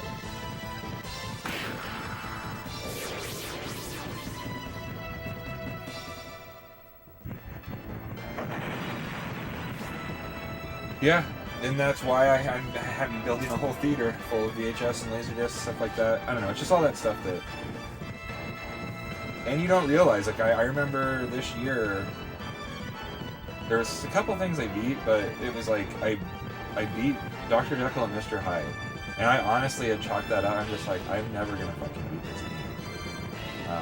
You know, and I play it almost every year and stuff. And it was like this year, I was just like, I was actually super surprised. Plus, you know, playing through stuff for the first time. And It's cool. I've had some wild experiences. Honestly, the best one ever is my description of playing Golden Axe Warrior on the Sega Master System. Is like, it was like 20, whatever it was, maybe a couple years ago now, but whatever year it was, 2023 something, 4. It was like playing like Zelda. It was playing something for the first time, but it being like to that level of like, this is like playing Zelda 1 for the first time, and it's like unfold. Like I was just like, wow, this is, you know. I almost forgot what year it was. You're just like, this is the coolest thing. This is better than anything I've played in years and years and years. It was like an incredible experience.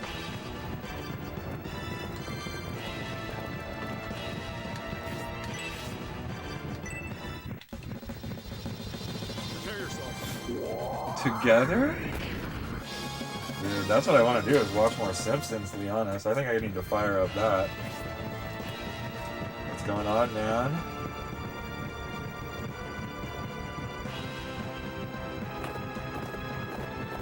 A ring-a-ding-ding.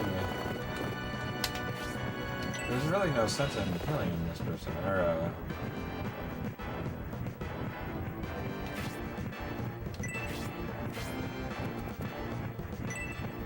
Alright. I know, dude. I was just saying, we gotta do Bro Op, man. I think that's like the perfect use of, New Year's Eve. New Year, new Bro Op.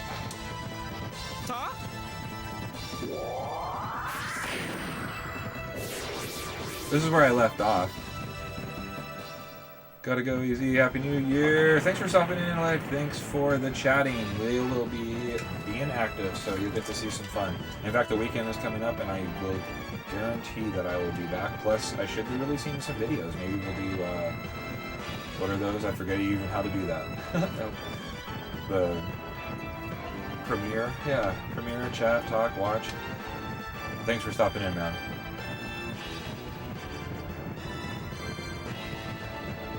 Well, I don't know why it's, is that something on my end? It is Mr. C.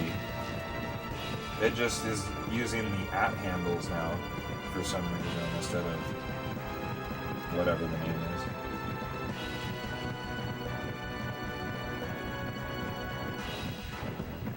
Well, I want to get this done, that's why I jammed on it, responding to Linda there. For RPGs, I want to finish Shining Force 3 so that I can play Chrono Trigger. We just picked that up. I'm going to be playing that soon. I want to play Dragon Warrior 3 on the NES.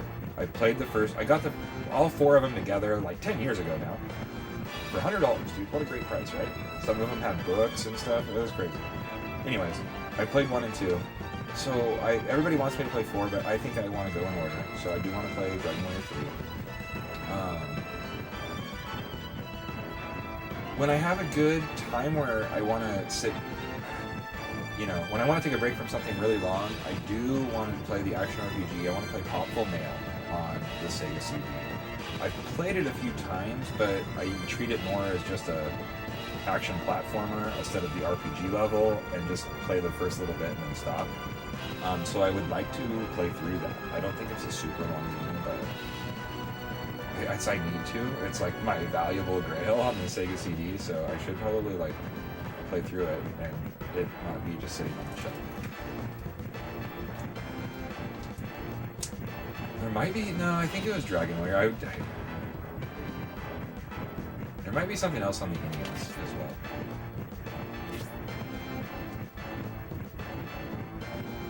I left that barrel, dude. I bet you it was full of goodness. To reverse course, won't the train crash into something?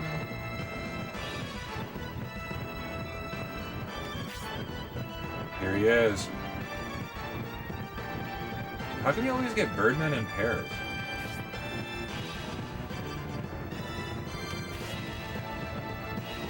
You are Elder, I believe. Well, you are a 0.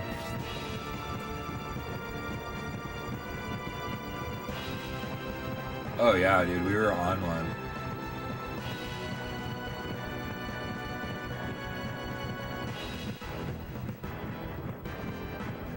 Who's this guy? That's funny.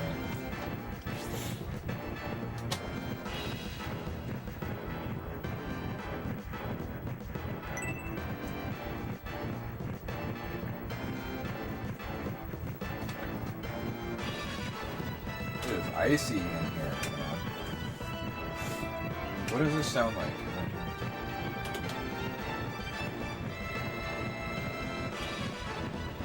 That doesn't look like it's picking up that much. Are you guys hearing that superheater effect? Because I gotta get a little warmth in here.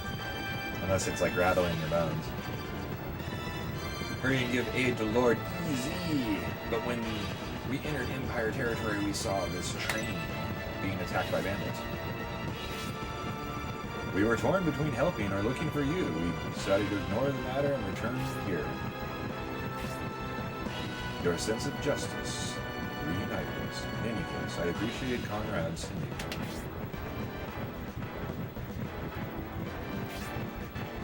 Glad to see you safe, my liege, but to be honest, that's not the only reason we came up here. ...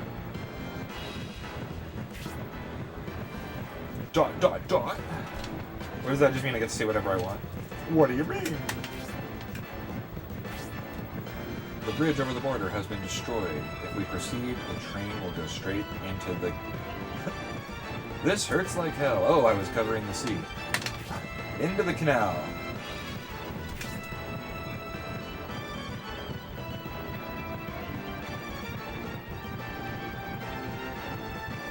Nice, dude. Thanks for hopping in, James. Yeah, this was more fun just to kind of get back and talk and say Happy New Year and all that stuff. We've done this one fight, so anybody who popped in looking for like guidance on Shining Force 3, this isn't the stream for you. This is more reuniting, and it felt so good. And I guess a really drawn out version of this battle.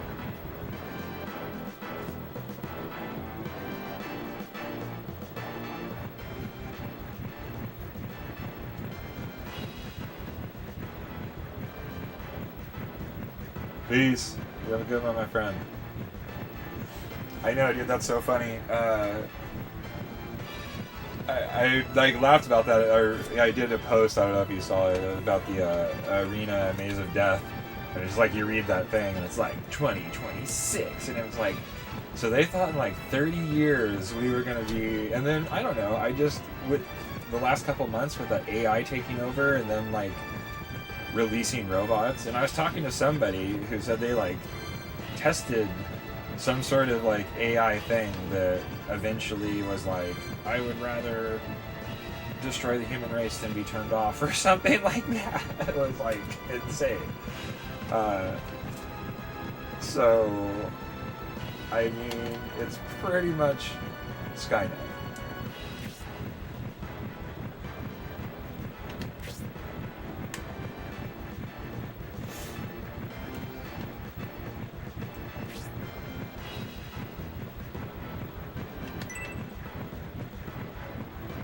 Speak to a poor rogue like myself.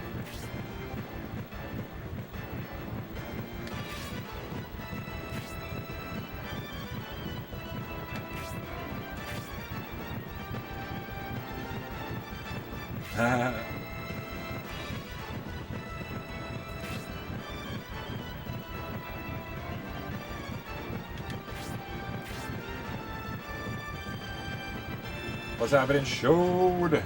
Welcome, Happy New Year, my friend. Don't make this difficult. Yeah, it's funny, I mean, it's cool to do posts. I want to do more content like that as well. Also, we've been keeping up on our other social media, so if you actually want to like check in, see what's going on, see pickups early, stuff that doesn't make YouTube, stuff, you know, go check us out, Facebook, Instagram. But I would have loved to stream, but we can't stream Game Gear. There's a few things. What is it? Game Gear, DS, and I guess that's about all. Those are both the only things we can't stream. That just makes me so fucking mad I can't stream Game Gear, to be honest. There is this one like system, but it's expensive. It's hard to get. It was like a retro-y, modern-y, but it was like the really good one. Can't remember the name of it right now. But it's like something that plays Game Gear games.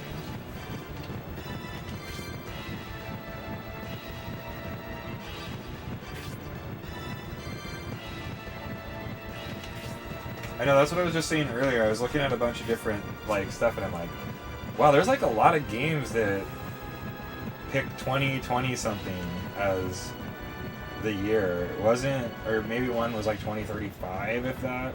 Like Demolition Man, or I don't know. It was just like, I don't know, crazy what they thought. I even, like I said, the arena, like Death Maze, it was like, they just picked 30 years in the future, and basically it was like Running Man, you know, or whatever. In fact, I posted what it says in the manual, and it says something like wild about government and stuff. Like, probably come after me, think it's some sort of like anti-post.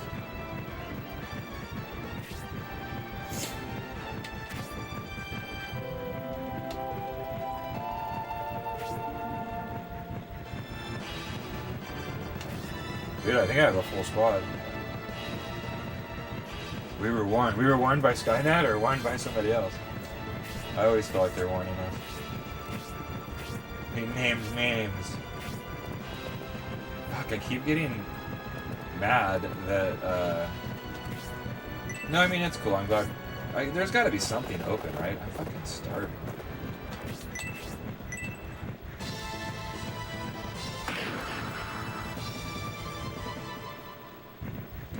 Dude, don't tempt me with a good time. I didn't actually get to watch it, so I might go watch Terminator 1 on Laserdisc. Let's get it all started, dude. I just watched it enough to run some of those shorts.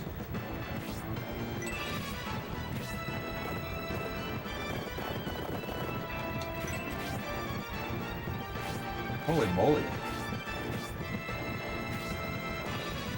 Why would they even have guys down for that?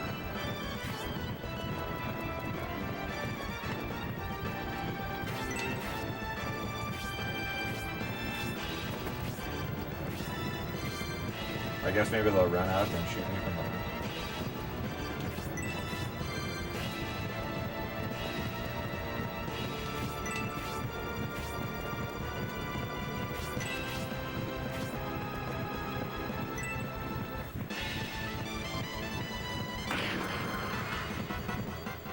That's what I was thinking, actually. I mean, you're kind of right. I think I would. I mean, the Terminator was good. I kind of wanted to watch that more during the Sci-Fi month, but I feel a good watching of Demolition Man would be excellent right now. I also recently got Waterworld, which is one of my favorites, and I kind of want to watch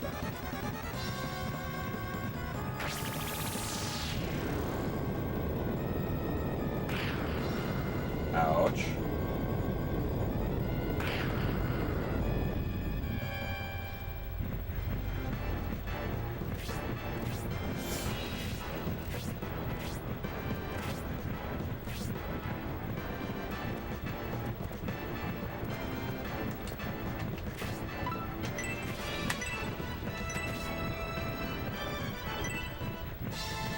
What's happening, Mega? Ace!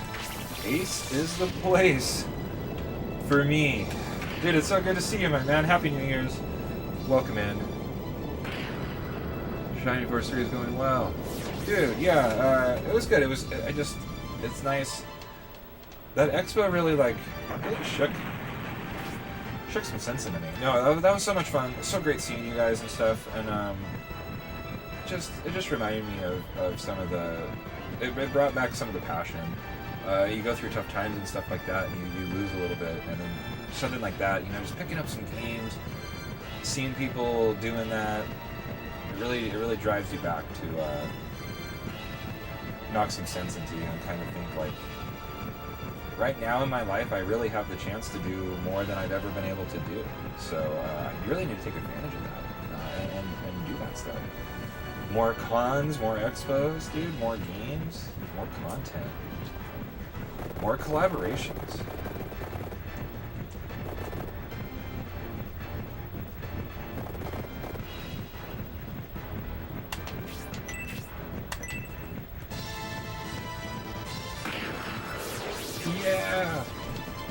No, that was great.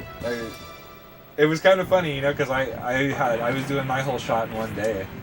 So, you know, I got there like real early, and I was kind of like, man, there's like nobody here. You know, I saw pictures from like the year before, and I'm like, man, everybody was there type thing, and I'm going, you know, I mean, it was still fantastic, but I was just like, I remember thinking that for a second. I was like, I'm just surprised I haven't seen anybody, you know? I've walked this a few times. And then all of a sudden it was like, there they were. Cavalry all rolled in.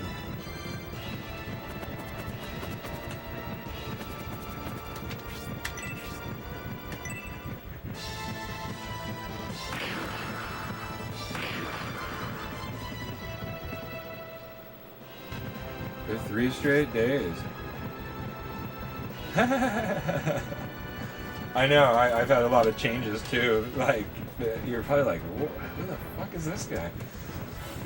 I'm fucking screaming ace from a... Hey! Like, whoa, daddy. Stranger danger.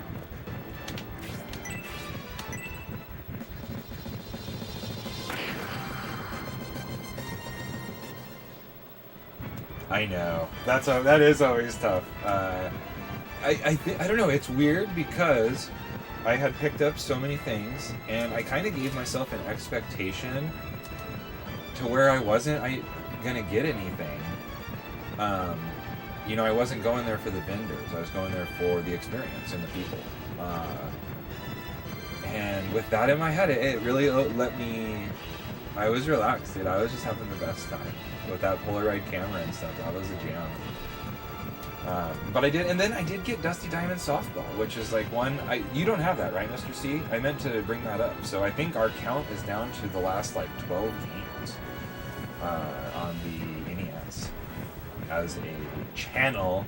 And it puts me to about, you know, I'm getting around... I'm at that, like, 600 mark or so, so... What's 67 away? But go team BFG, go team YouTube.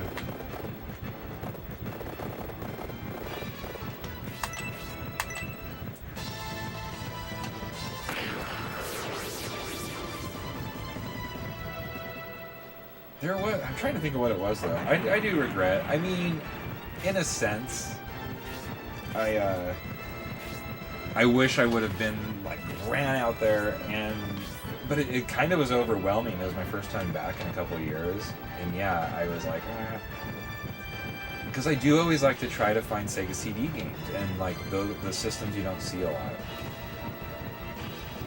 Or maybe there was some Jaguar stuff, and I remember like the guy didn't get, you know, they were so busy making sales. It's like a couple guys didn't even get back to me. I was like, just tell me how much Resident Evil on the Saturn is, because I actually did want that at that point. I probably had the money to buy it too.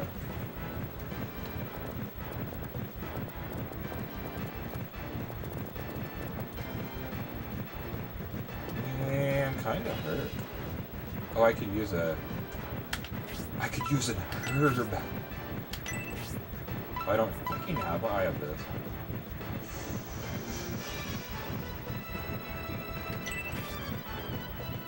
Should I heal myself? God, I don't want that person to come and torch me. I got it.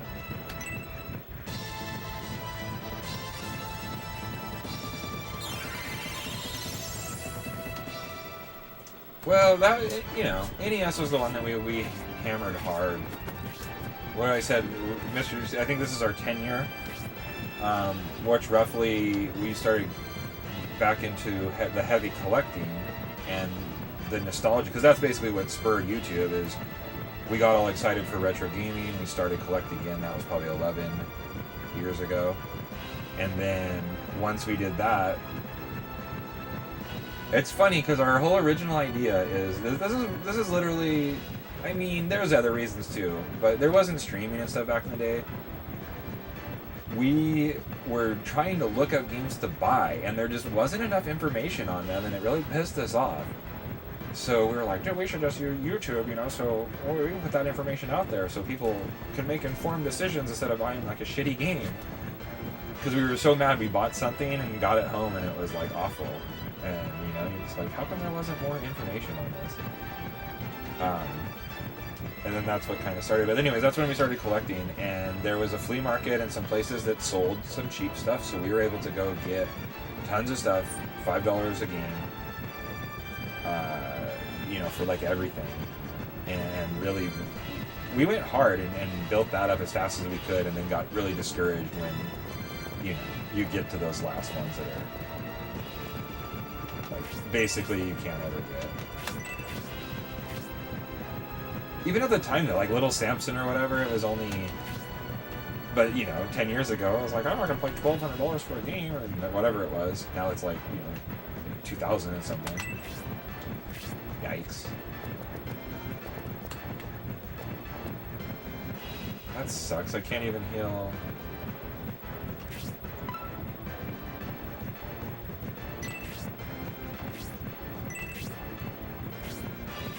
Ay, ay, ay. Yeah. I just remember thinking, I'm like, oh, that's a really cool game, but no way, like, I wasn't, you know, I thought anything that was like $100 was like ridiculous. And to see those ones. And then like, you go to the future, I have crazy deal. The very first PRGE I went to, which was probably 7 years ago, I bought Swordmaster in box for like $200. And then I did some of those online raffles as part of one of those groups, and for $90 of like tickets, I ended up winning a complete copy of Snow Brothers. And you know, at the time, I'm like, oh wow, they're like, whatever. I was like price charting the other day to look at something else, and they were like $900 games, like complete in box now. And I was just like, wow, like that. Where does that type of stuff happen? And I'm like, I found that. I mean, I was happy, but it's like I like find that ridiculous.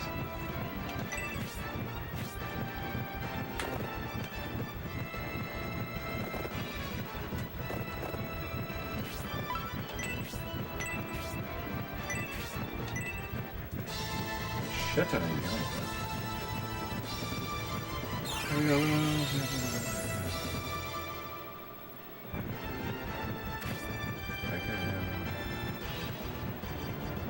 that's fun. I'm glad you know. Dude, I forgot to tell you. I don't know if I said. I always love those, dude. Ace does you gotta go check out. He does like those. Those are shorts, right? But they're like, dude, such a quality. The Hunters of the Night stuff. I always think that stuff's cool. I'm a huge like information hound. So I love history, and I love hearing people that have that passion and enjoy like talking about it and have that knowledge about it. Always super cool though. And to do the work, dude. That one, the one with all the different scenes from all the games, with that boss enemy and stuff. That was, I don't know. It's always cool. I love seeing content like that too. Good stuff. You gotta go check that out. Don't be afraid. It's only a click away.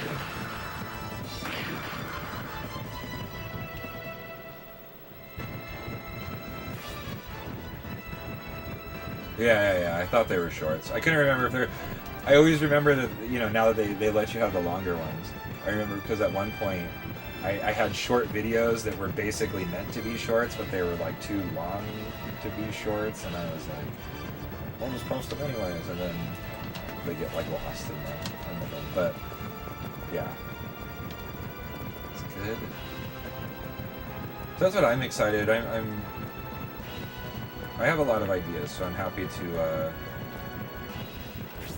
like I said, do 2026, boom, day one, and I've already got so much confidence, so we'll see how long all that lasts, but...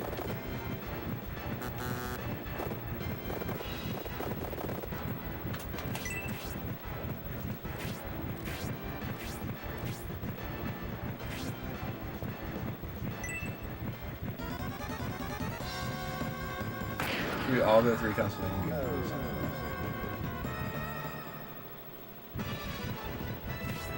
That's right, dude. It's the... Yeah. It's gonna be cool. I'm stoked. I feel like I'm going in with like good passion, good knowledge, and the right frame of mind.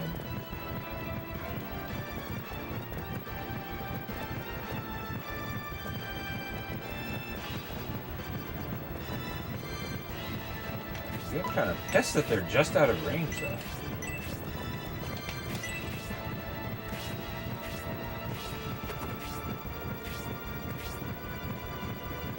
Oh, am I poisoned? I didn't even like check.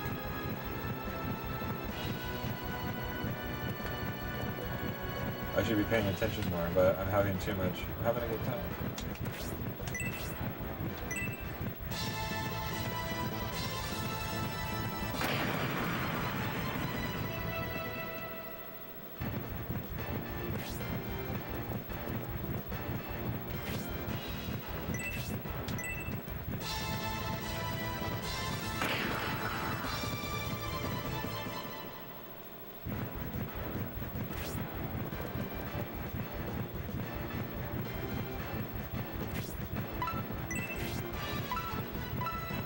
So I do have antidote. Oh, I have fucking torn.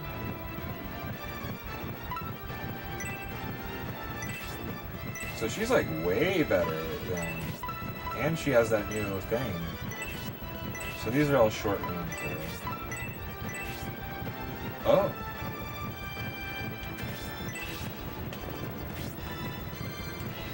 So that actually had some range, yeah.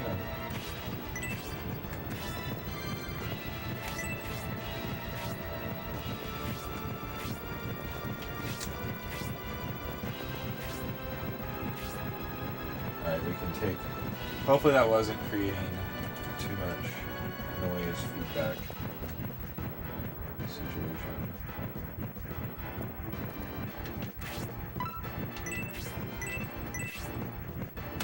Toasty! Here I come.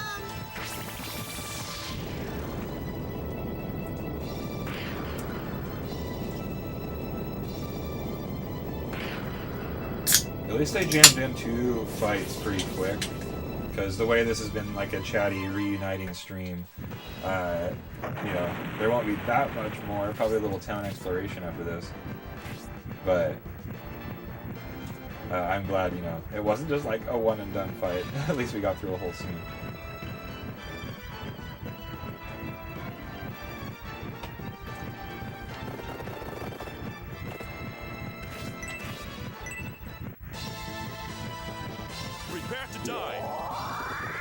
Yeah, that's the big thing about the Shining Force games. So you usually have one mage, and like one gets really good and one gets like average, because that one will go out there and it just has those lucky 2-3 people are lined up, it gets the multi-kills, it just racks experience. And they almost every Shining Force game I play, the highest level guy is, it's like one of the centaurs. And it's not dying. So the people who just survive that one round, and because this is a game like, so say I had to go into this fight and I had lost anybody in that cakewalk fight, they wouldn't be here for this. So that's a whole round with not even a chance to get experience. And that happens a couple times in a row on certain, on some of the games. So it's like they'll get to a point where, wow, that guy missed 3 battles and he can only do 1 damage now, and he'll basically never get experience again. Those are the characters that end up getting swapped out.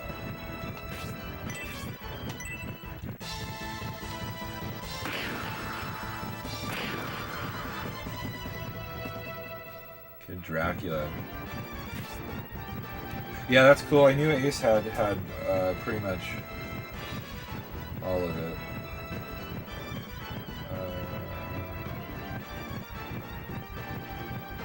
Which is cool, because what's the... I mean, you know, as a collector of games, and I am a fan of Castlevania, I do have a lot of Castlevania games. Like a shit ton more than you probably think, but I know that there's really cool ones. It's like the what, on Saturn? Is that Rondo of Blood, or is it like an actor? Whatever that one is, I know would be super cool. I think that's... And then Oh, what is it like? Castlevania X? The X games on Saturn or on SNES.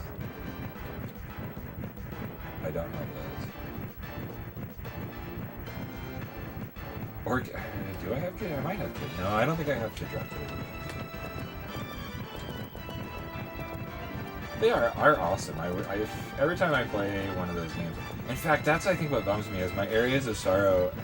The battery I think is dead. So I've played like the first hour of it or something like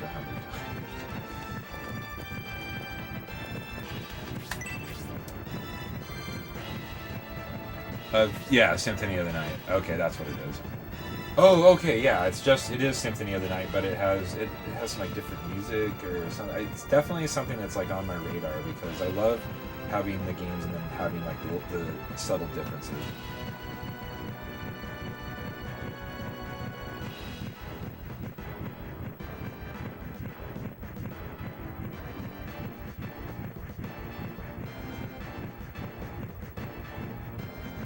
Haunted Castle also.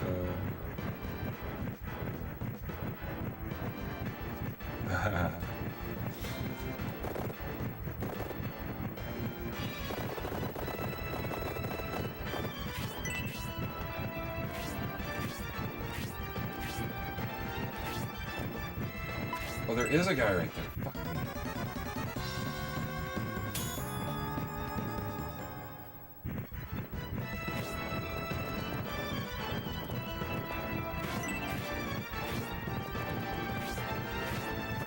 Alright, remember Lance is hurt and super poisoned. Yeah. See, that's the type of stuff that is just so cool. Playing, those different versions. That's like why I want the Saturn Resident Evil. I want the Saturn Symphony of the Night. I want the Dreamcast Resident Evil 2. Even though I have, it's like you have copies of the game, yeah, but you don't have that copy of the game.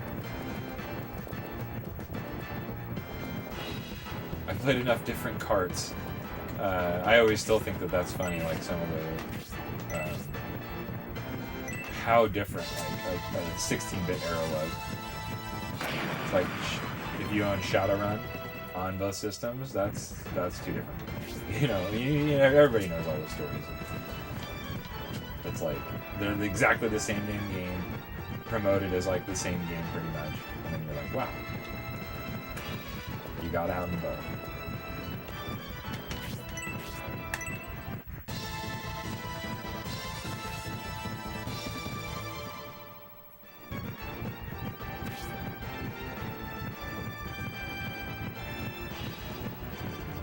That's always food for thought, because I have a bunch of, I was almost going to start giving them away. I have probably like 8 Wii's. I don't even use one of them. And I have the little alternate Wii, like, I don't know, the little red one with the flip door. I thought that was cool, I like having the different systems.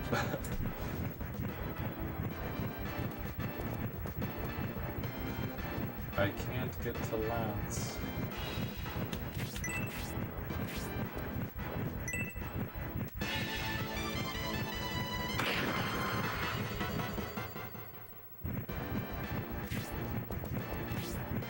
Oh, so he runs back there like a little chicken.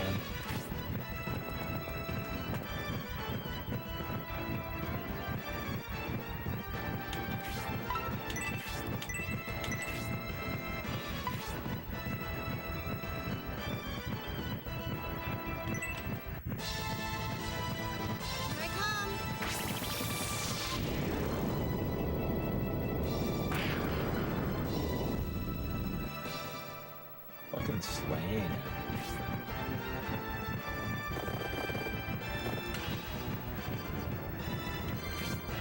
Oh, that was my guy as well.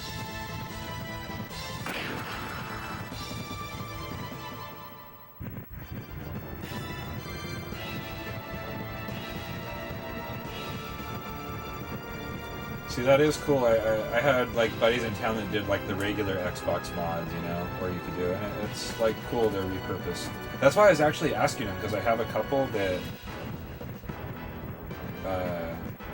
weren't working one way or another, and I think he can actually still like mod it to have like stuff installed on it.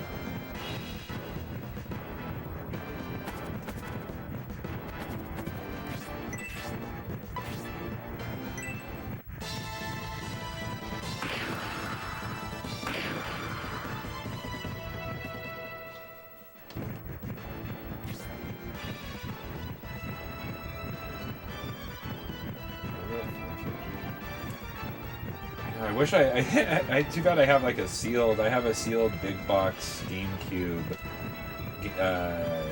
like the Four Swords thing. It's meant to, you have to have the Game Boy player and stuff, but it's like that whole package. I've always kind of wanted to bust it out and play it, but I think all it is like one of those little tape round sticker things that keeps that part sealed. Not like a shrink wrap. Who knows, maybe someday gaming will overcome my need to have stuff unopened. Oops.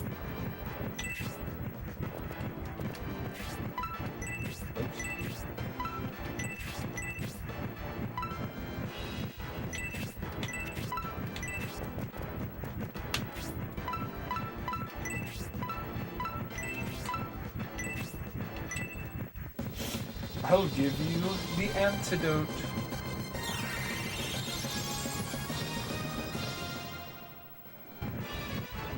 There's locations, yes.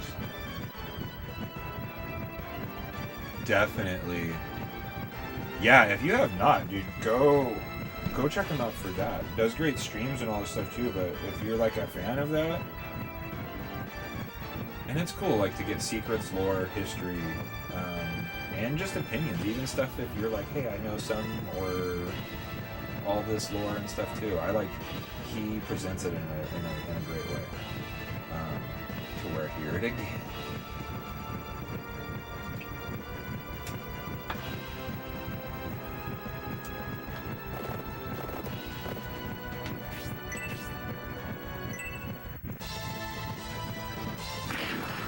Oh, always is.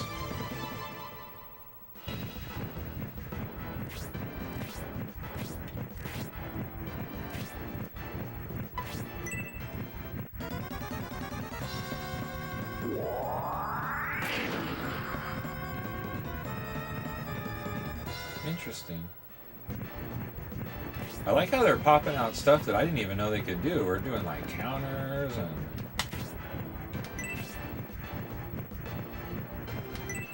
all sorts of jazz, dude. Jazz jazz.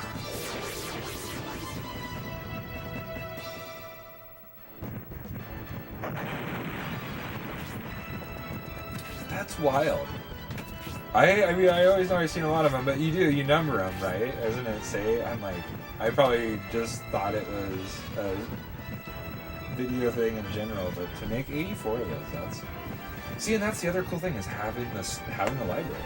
That's 84 in one place. Right there. Dude, pick and choose. Learn yourself some Castlevania.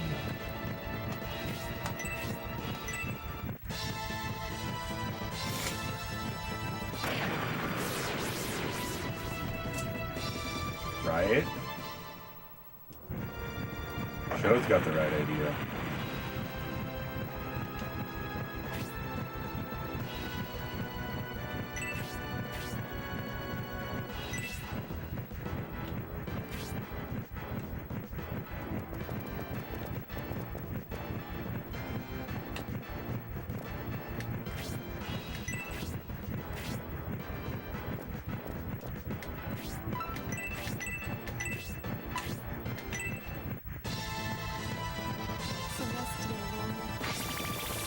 The chilly air or what? My apologies. That's what I want to bring back. I had this cool BRB screen that I used to love. I forget why I took it off. Anyways, I just need like a cloth to blow my nose.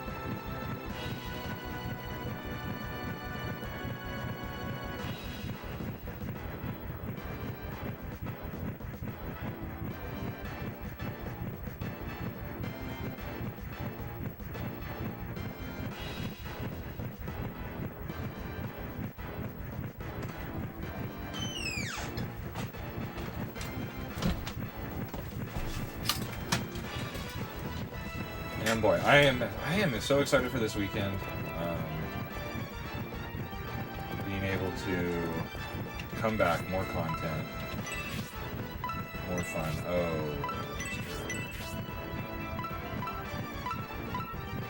Oh, she still has it.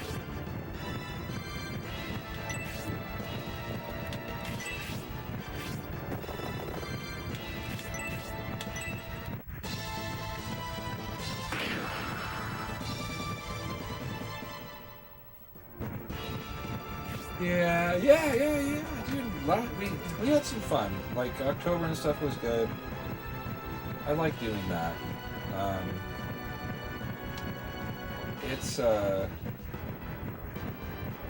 It's nice to show off those skills and stuff like that. But that's another thing that the cons and stuff like that kind of showed me, inspired me, and just everybody you talk to, meet, and watch. I want to get back because we originally did a lot of other like it's easy to stream and get addicted to streaming, but you feel like you kind of lose some identity sometimes when you're like a streamer only. And I have so much stuff here, and people ask me all the time. It's like, why? It's like I definitely need to dive in and do more collection video, talk, history, passion, stuff like that, and do the con videos, expo videos, and some other community type stuff I thought would be fun. And like I said, I keep bringing it up, but the birthday fishing stream with the dual fishing poles and the switchers, 2 systems at once being streamed, like that type of stuff, I think is just so awesome. Like using these race wheels and doing that stuff, kind of demonstration live videos. So. But we having fun, or like the giveaway video and stuff. Those were good times, and that's like shows you more of the what you need to be doing, I guess.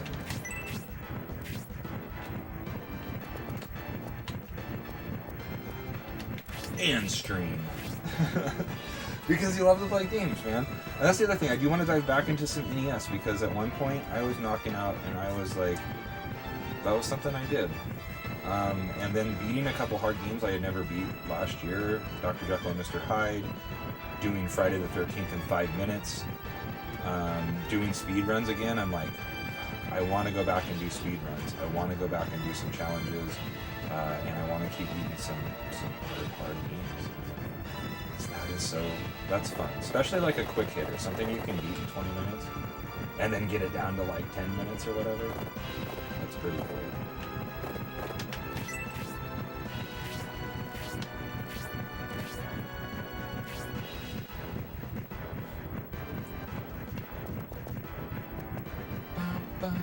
I can't get across there. Run, you chicken.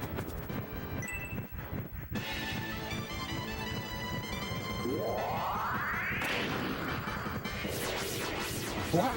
And it's not a bummer, but it's hard having the passion and loving. I love RPGs and stuff. It's such a hard thing to stream and play through, and especially when you find yourself like running unlimited time. It makes it so hard because it's like I always want to incorporate them, but when a schedule gets busy, that's like a half a year to play. One game, it just makes it feel like forever and stale.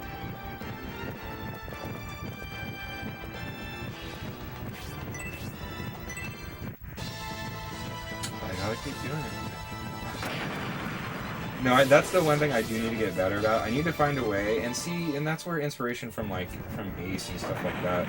You have passions, because I basically have come to the point where I had it's like I wouldn't game unless I was like streaming. So everything that I played, you saw me play basically. So I never was like sitting back doing stuff, because I always like had this weird chip, like I don't want to progress a game or do something or play something unless I'm like doing it live. So I never just sat and played something like leisurely.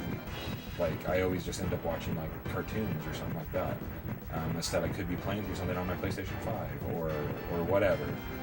But it's nice to have like the thought, okay, do I take some screenshots or some pictures or just do like social media posts or something and have make me feel like I'm doing something with it, but I'm also using, like getting more done in my casual time. Using my Superboy to fucking get better at Sunset Riders on hard, like in bed. I don't know, like that type of stuff.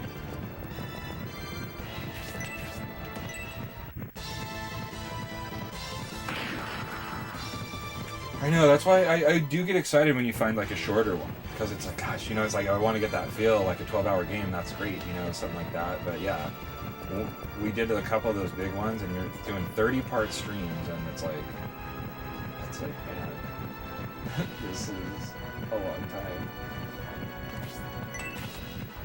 And it wasn't bad when we had lots of, we had like days and stuff. We weren't doing anything, so you could really get it in. But if I can only stream once or twice a week, there's some other fun stuff I have planned. Oh, I needed to heal her.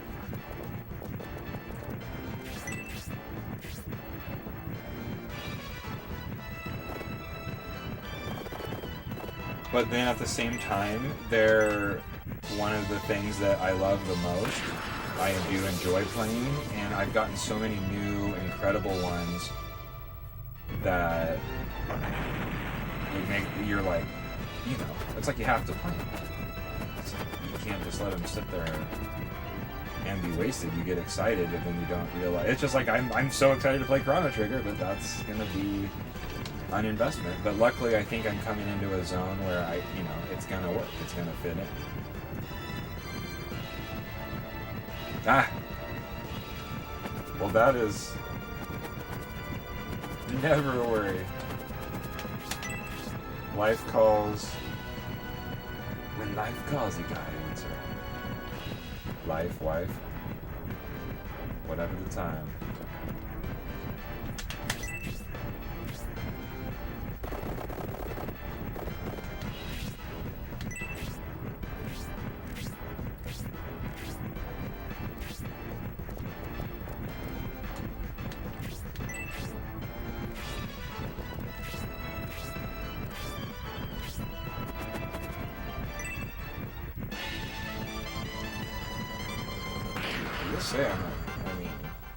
This was probably supposed to be an easy battle. I'm doing well, destroying it, finding all the items.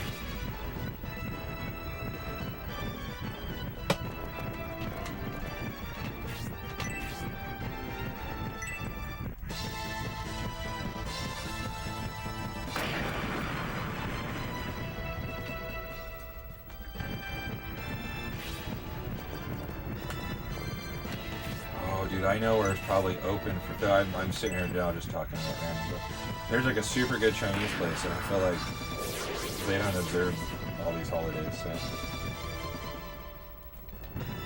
That will make my day. Berry powder. I guess I don't need any...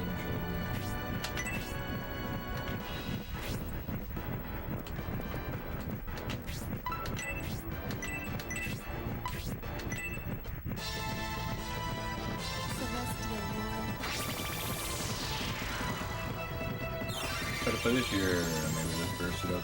That would be cool. See, that's what I'm talking about. I kind of asked that question earlier. I was wondering what people had on their chopping block to play this year. Oh, I guess, yeah, you just came.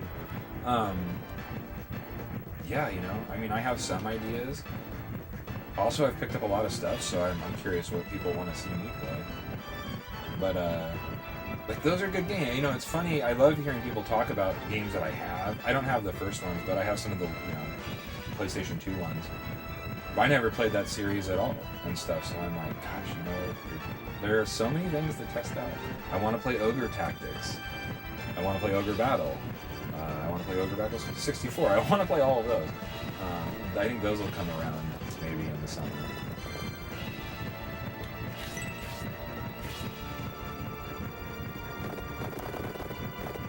Is there still a bird there? No, we killed it.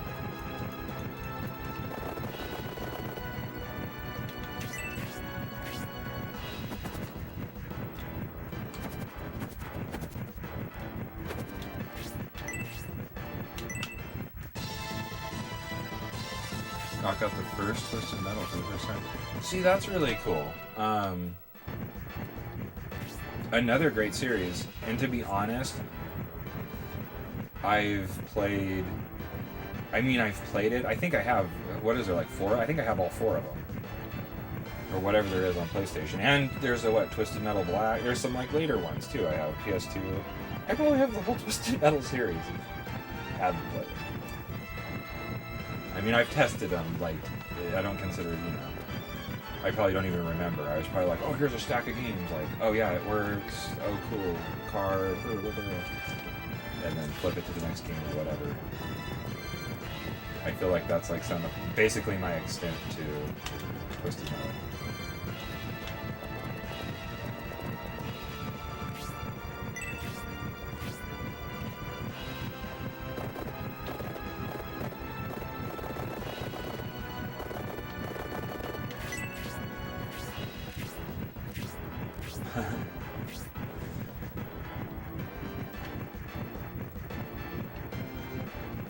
But I always think that that's cool, is playing those type games for, like, the completion value and actually seeing...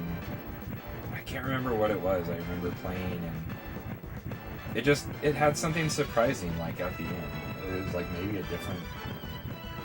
What was that?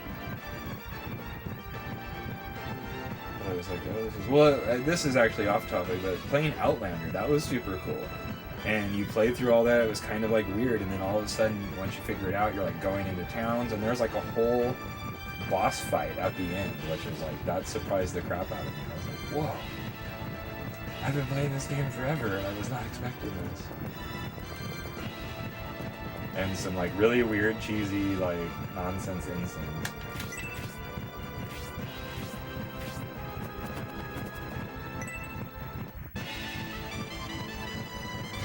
Yeah, that was like, I was so excited to get through that. I think I had played it several times to about like a midway point. And I have it complete, so I think I read in the book how many levels there were, and I was like, oh, heck no, dude, I am not, like, there was way more than I anticipated, but then when I got close, I was like, dude, I think there's like 30 stages? I'm like, that's a lot. It's like a lot of, or however, there was like 4,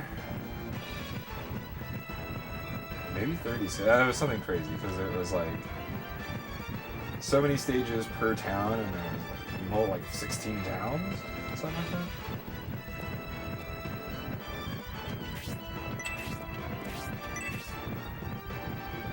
You haven't even hurt this game? He's gotta go. Looks like birthday dinner is in the works. Alright, my man. Dude, thanks for coming back, popping back in, saying hello. It's been good to see you. Enjoy the rest of your new year. And your birthday, or your birthday party.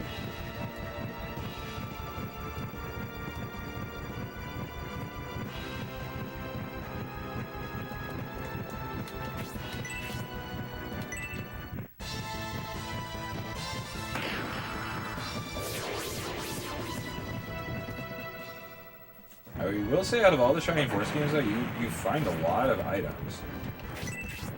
That's been crazy. Like, item management and stuff has been kind of tough in this. Do I go crush that? Or... Oh, shit.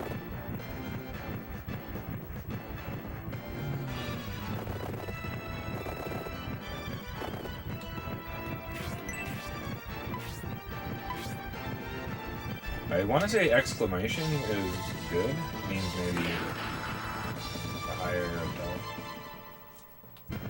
Maybe based on their armor or something.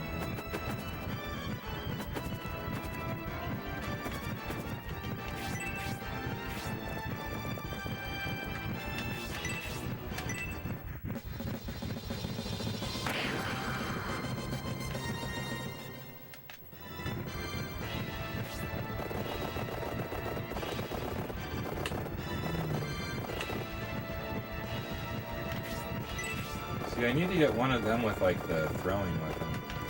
Oh, that's the thing I should have done.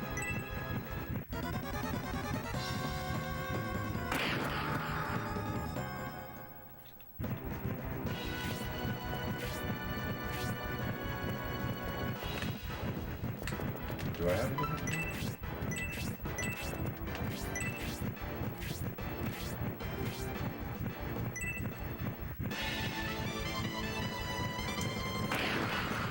Anyways, what I was getting to is a lot of the Saturn games, I was not impressed, like the Shining ones. After playing like Albert Odyssey, something like that, you're like, dude, you're gonna get some, but like Shining, what, in the Holy Ark was cool, but it was like a first-person dungeon crawl, limited cutscene, and you know, had kind of this era, the polygon, you know, phase, facade.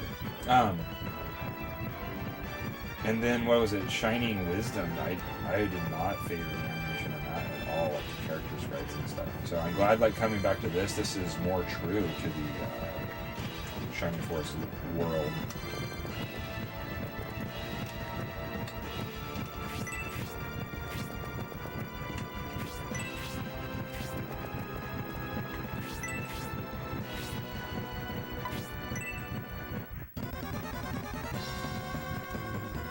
God, that might kill me. Please do 10. Nice.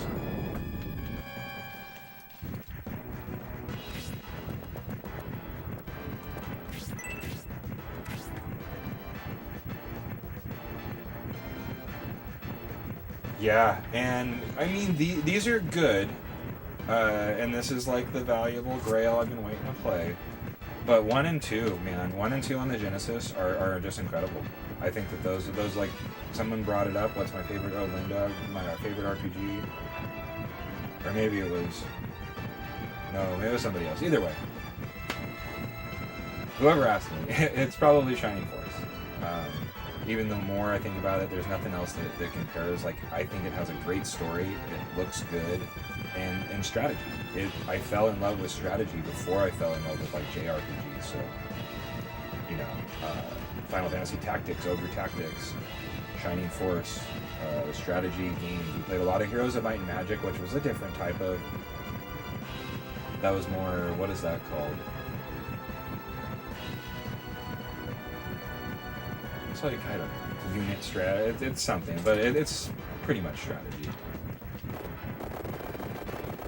God, we were huge on that. We played a lot of computer. I guess that's another reason we missed a lot of. We missed a lot of console games. You know, we were getting them, but we were playing a lot of computer stuff. Hordes of the Realm, Ultima Online. Dude, we were playing MMOs, is what we were doing in like high school. Dial-up modem playing Ultima Online. Which are like the vanilla version of that is the most brutal like MMO out there.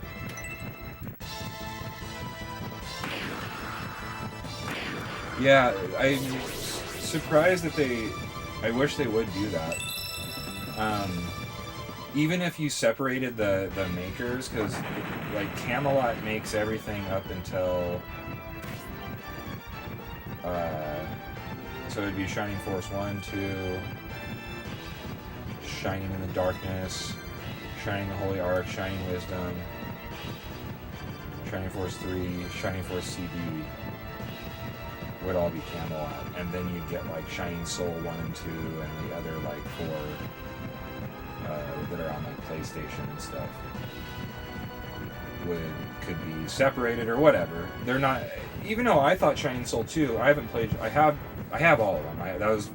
It's funny because that's my thing. When I got into a collection thing I wanted to do, it was get every North American Shining game in the series, all the way down to I got Shining Resonance or whatever on the Switch, just cause I was like, hey, I gotta get it.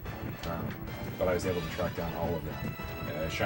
All the Saturn stuff was the last of it, but it was pretty cool. Or maybe it was like I got all that and I had to order one PlayStation 2 game.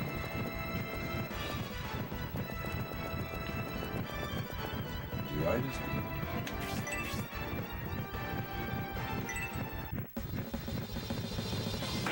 do? Yeah. And just because of like Shining Force 1, well, and Shining in the Darkness, because I loved a good dungeon crawl. So I was okay with that game. I loved like the Might and Magic 16-bit games. Were really cool. And then having the Shining lore, my favorite thing about a lot of the Shining games are like, it's all the same characters. And then they revert, like even when you play like Shining Force 1 and then play like Shining Force 2, it's like several of the characters are like kids of the first one, and then when you play Shining Force CD, it's like kids of the, you know, this and stuff, and you're just like, oh, that's kind of cool, nostalgic, and all that. I'm hurt.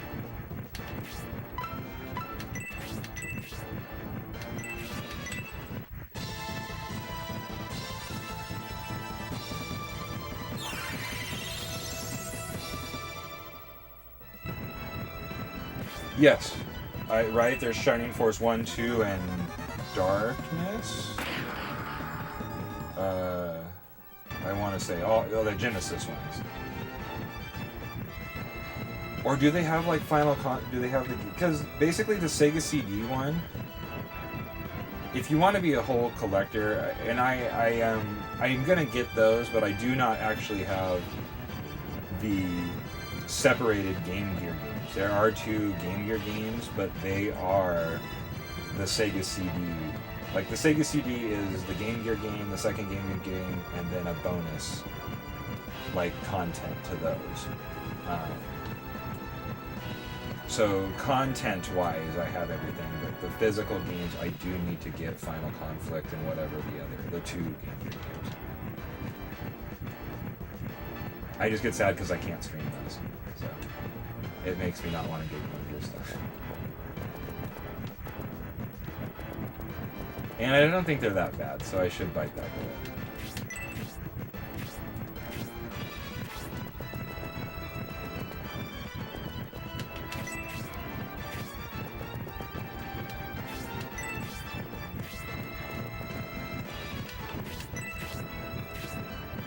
Gonna dark mage the shit out of me.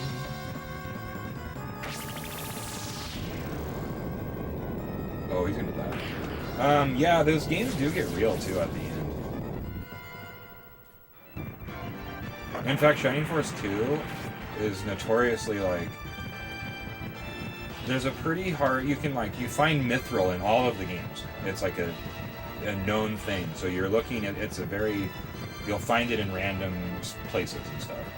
And you find somewhere that will make you specialized weapons.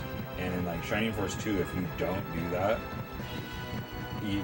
you're like not gonna beat me. I mean, unless you really go grind out or something, but it's almost impossible because the weapons are like that good. There's one of them that's like a random drop, a random creation drop. So you give it to the guy, and it's a weapon for your ninja who it can like auto kill the people. So it has like a 50% chance of like just attacking, and it just kills that and stuff. You know, things like that. You're like, yeah, it's like pretty unfair. But it's like a super necessity.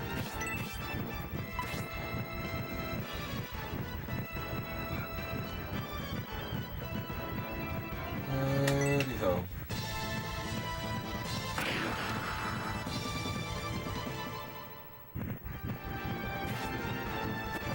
Oh.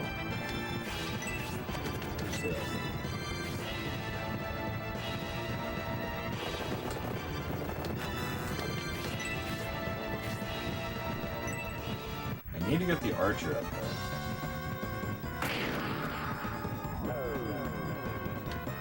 And stop getting poisoned.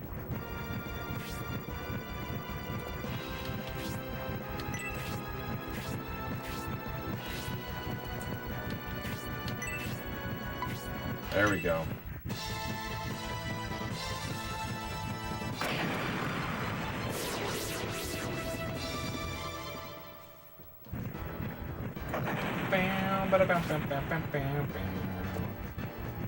So this guy's gonna get killed, I would assume, by that huge guy.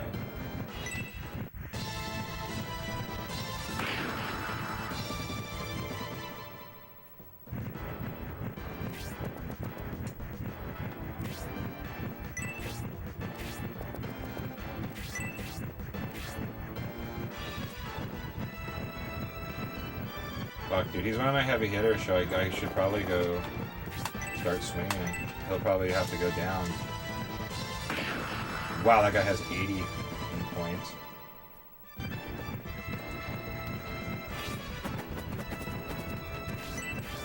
Oh, I fucking blew it though right there.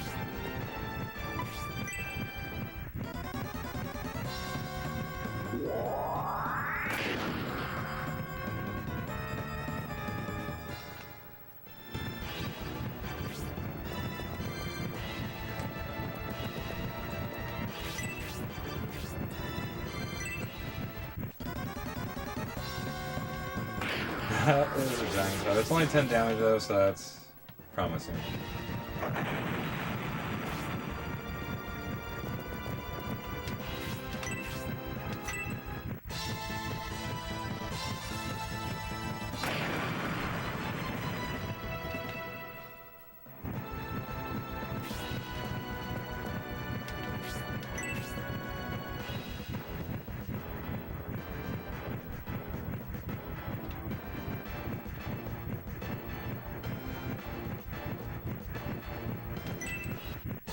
I don't know if this was the smartest move.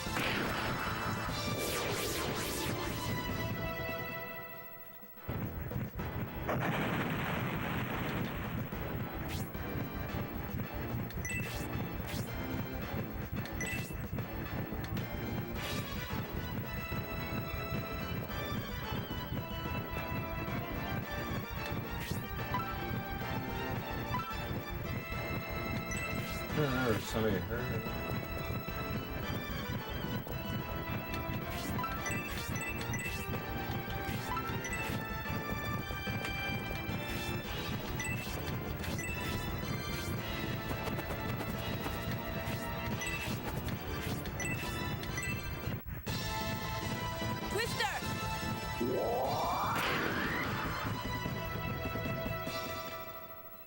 Huge.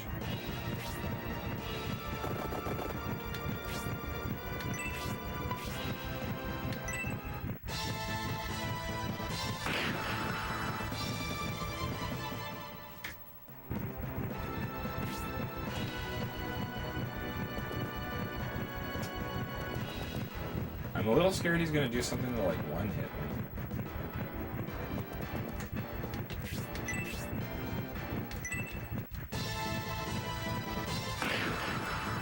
Fuck, dude, yeah, I gotta get in there.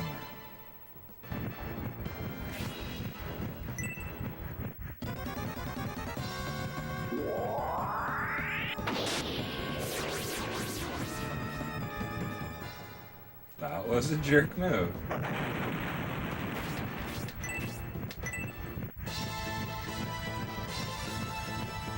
Luckily, you get money. I mean, you get kind of a lot of money, so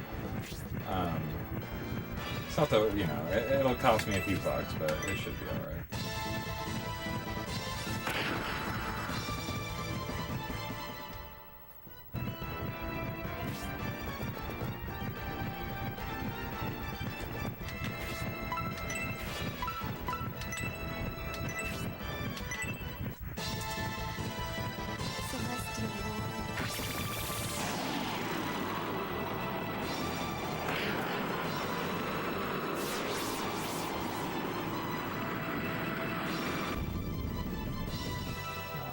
Nice.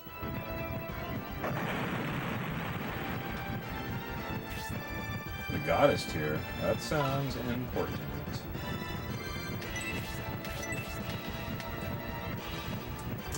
I want to say the goddess tiers are the ones that maybe heal like the entire party. How could I be defeated? See, love the animation sprites for the little portrait whatever. And a game I do have that's actually an amazing version. I don't think it's on any collections. It's actually really under the radar. It's Shining Force Resurrection of the Dragon or something. It's on the Game Boy Advance, and it's like a remake of Shining Force 1, but it has additional content, added characters, some added stuff to the battle system, and like a little bit of extra storyline. It's like a storyline where you bring in the new characters and eventually, so you play a little bit as them, play as the main game, and then you get them into your game, and just go on from there. And it's really cool. I thought that was such a unique version, and no one really talks about it. That's actually a one that I'll probably play. I like to play Shining Force games in November for my birthday, so maybe next year I'll revisit that.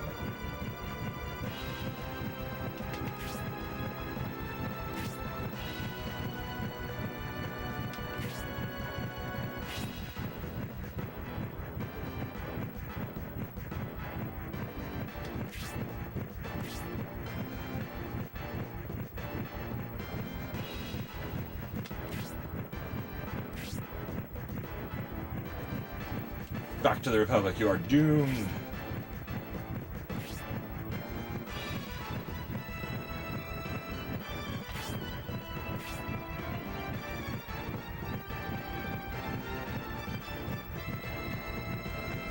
God, you can...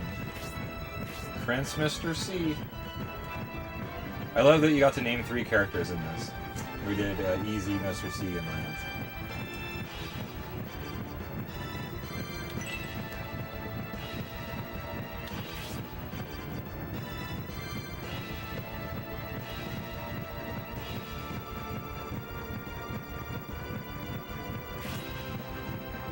What now?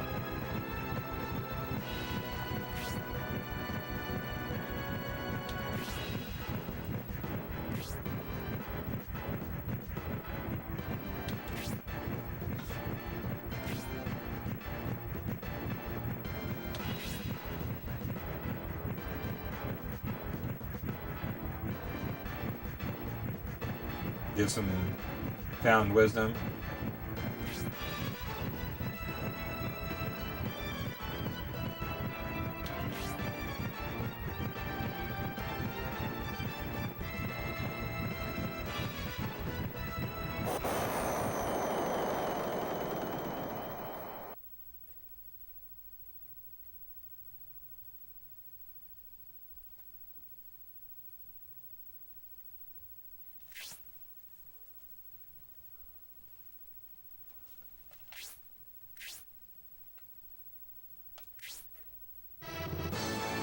Oh god, I thought it was going to be a fight. I'm like, we're actually pretty devastated right now.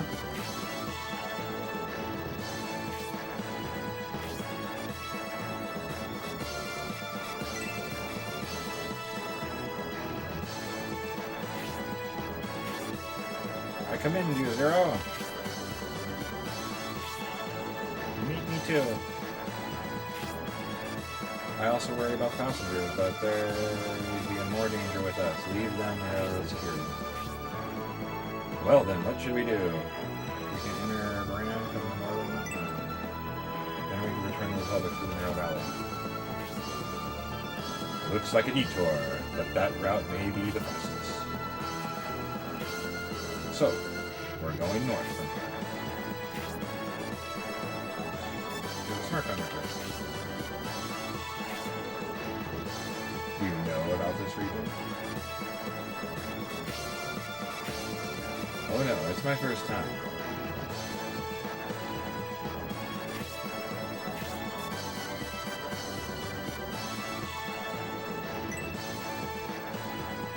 Sleeping with the fishes, see? I mean, that sounds kind of peaceful. We'll end up sleeping under the stars. Don't people, like, pay for that?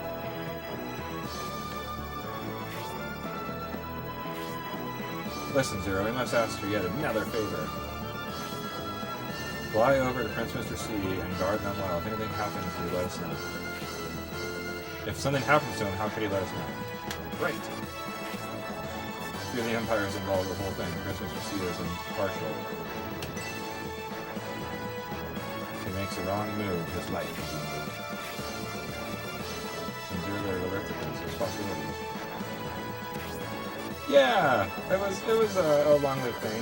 This is pretty much we'll be winding down. Just spend some of the New Year doing some other stuff. Get something to eat. Get all charged up and see if I can knock out this other content I want to get out. So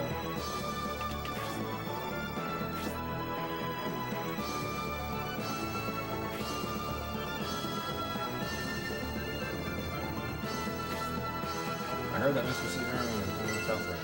I'll try going.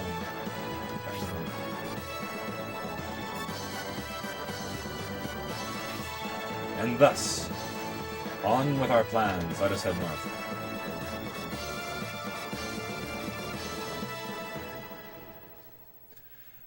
The EZ Battalion arrived in Railhead to merge with Proton's army, which was supposed to be waiting there. Instead, they were greeted by Border Guard unit placed there by Prince Arent to protect the train station. To avoid fighting the Border Guards, EZ and his crew left. They ran into Prince Mr. C. Oh, this is like a breakdown. At a rail switch point. By working together, the two nobles managed to save the band of refugees whose lives were in danger. EZ and his party then boarded a train and ruined a gang of bandits, bid to take over the train and its cargo. But with the destruction of the rail tracks, they were forced to disembark. Now they head north to Quenos Village. Chapter 2, Cross-Continental Railway. Finn. What a great place to fucking stop. Would you like to save your adventure? Yes. Yes.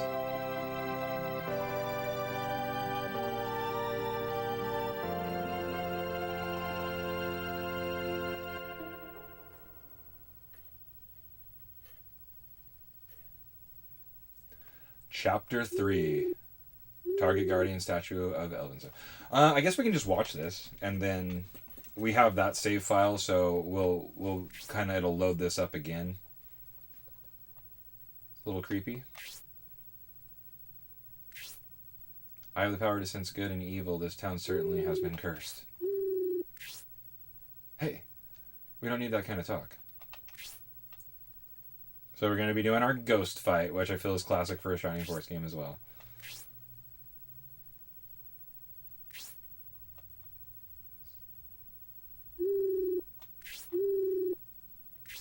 Who?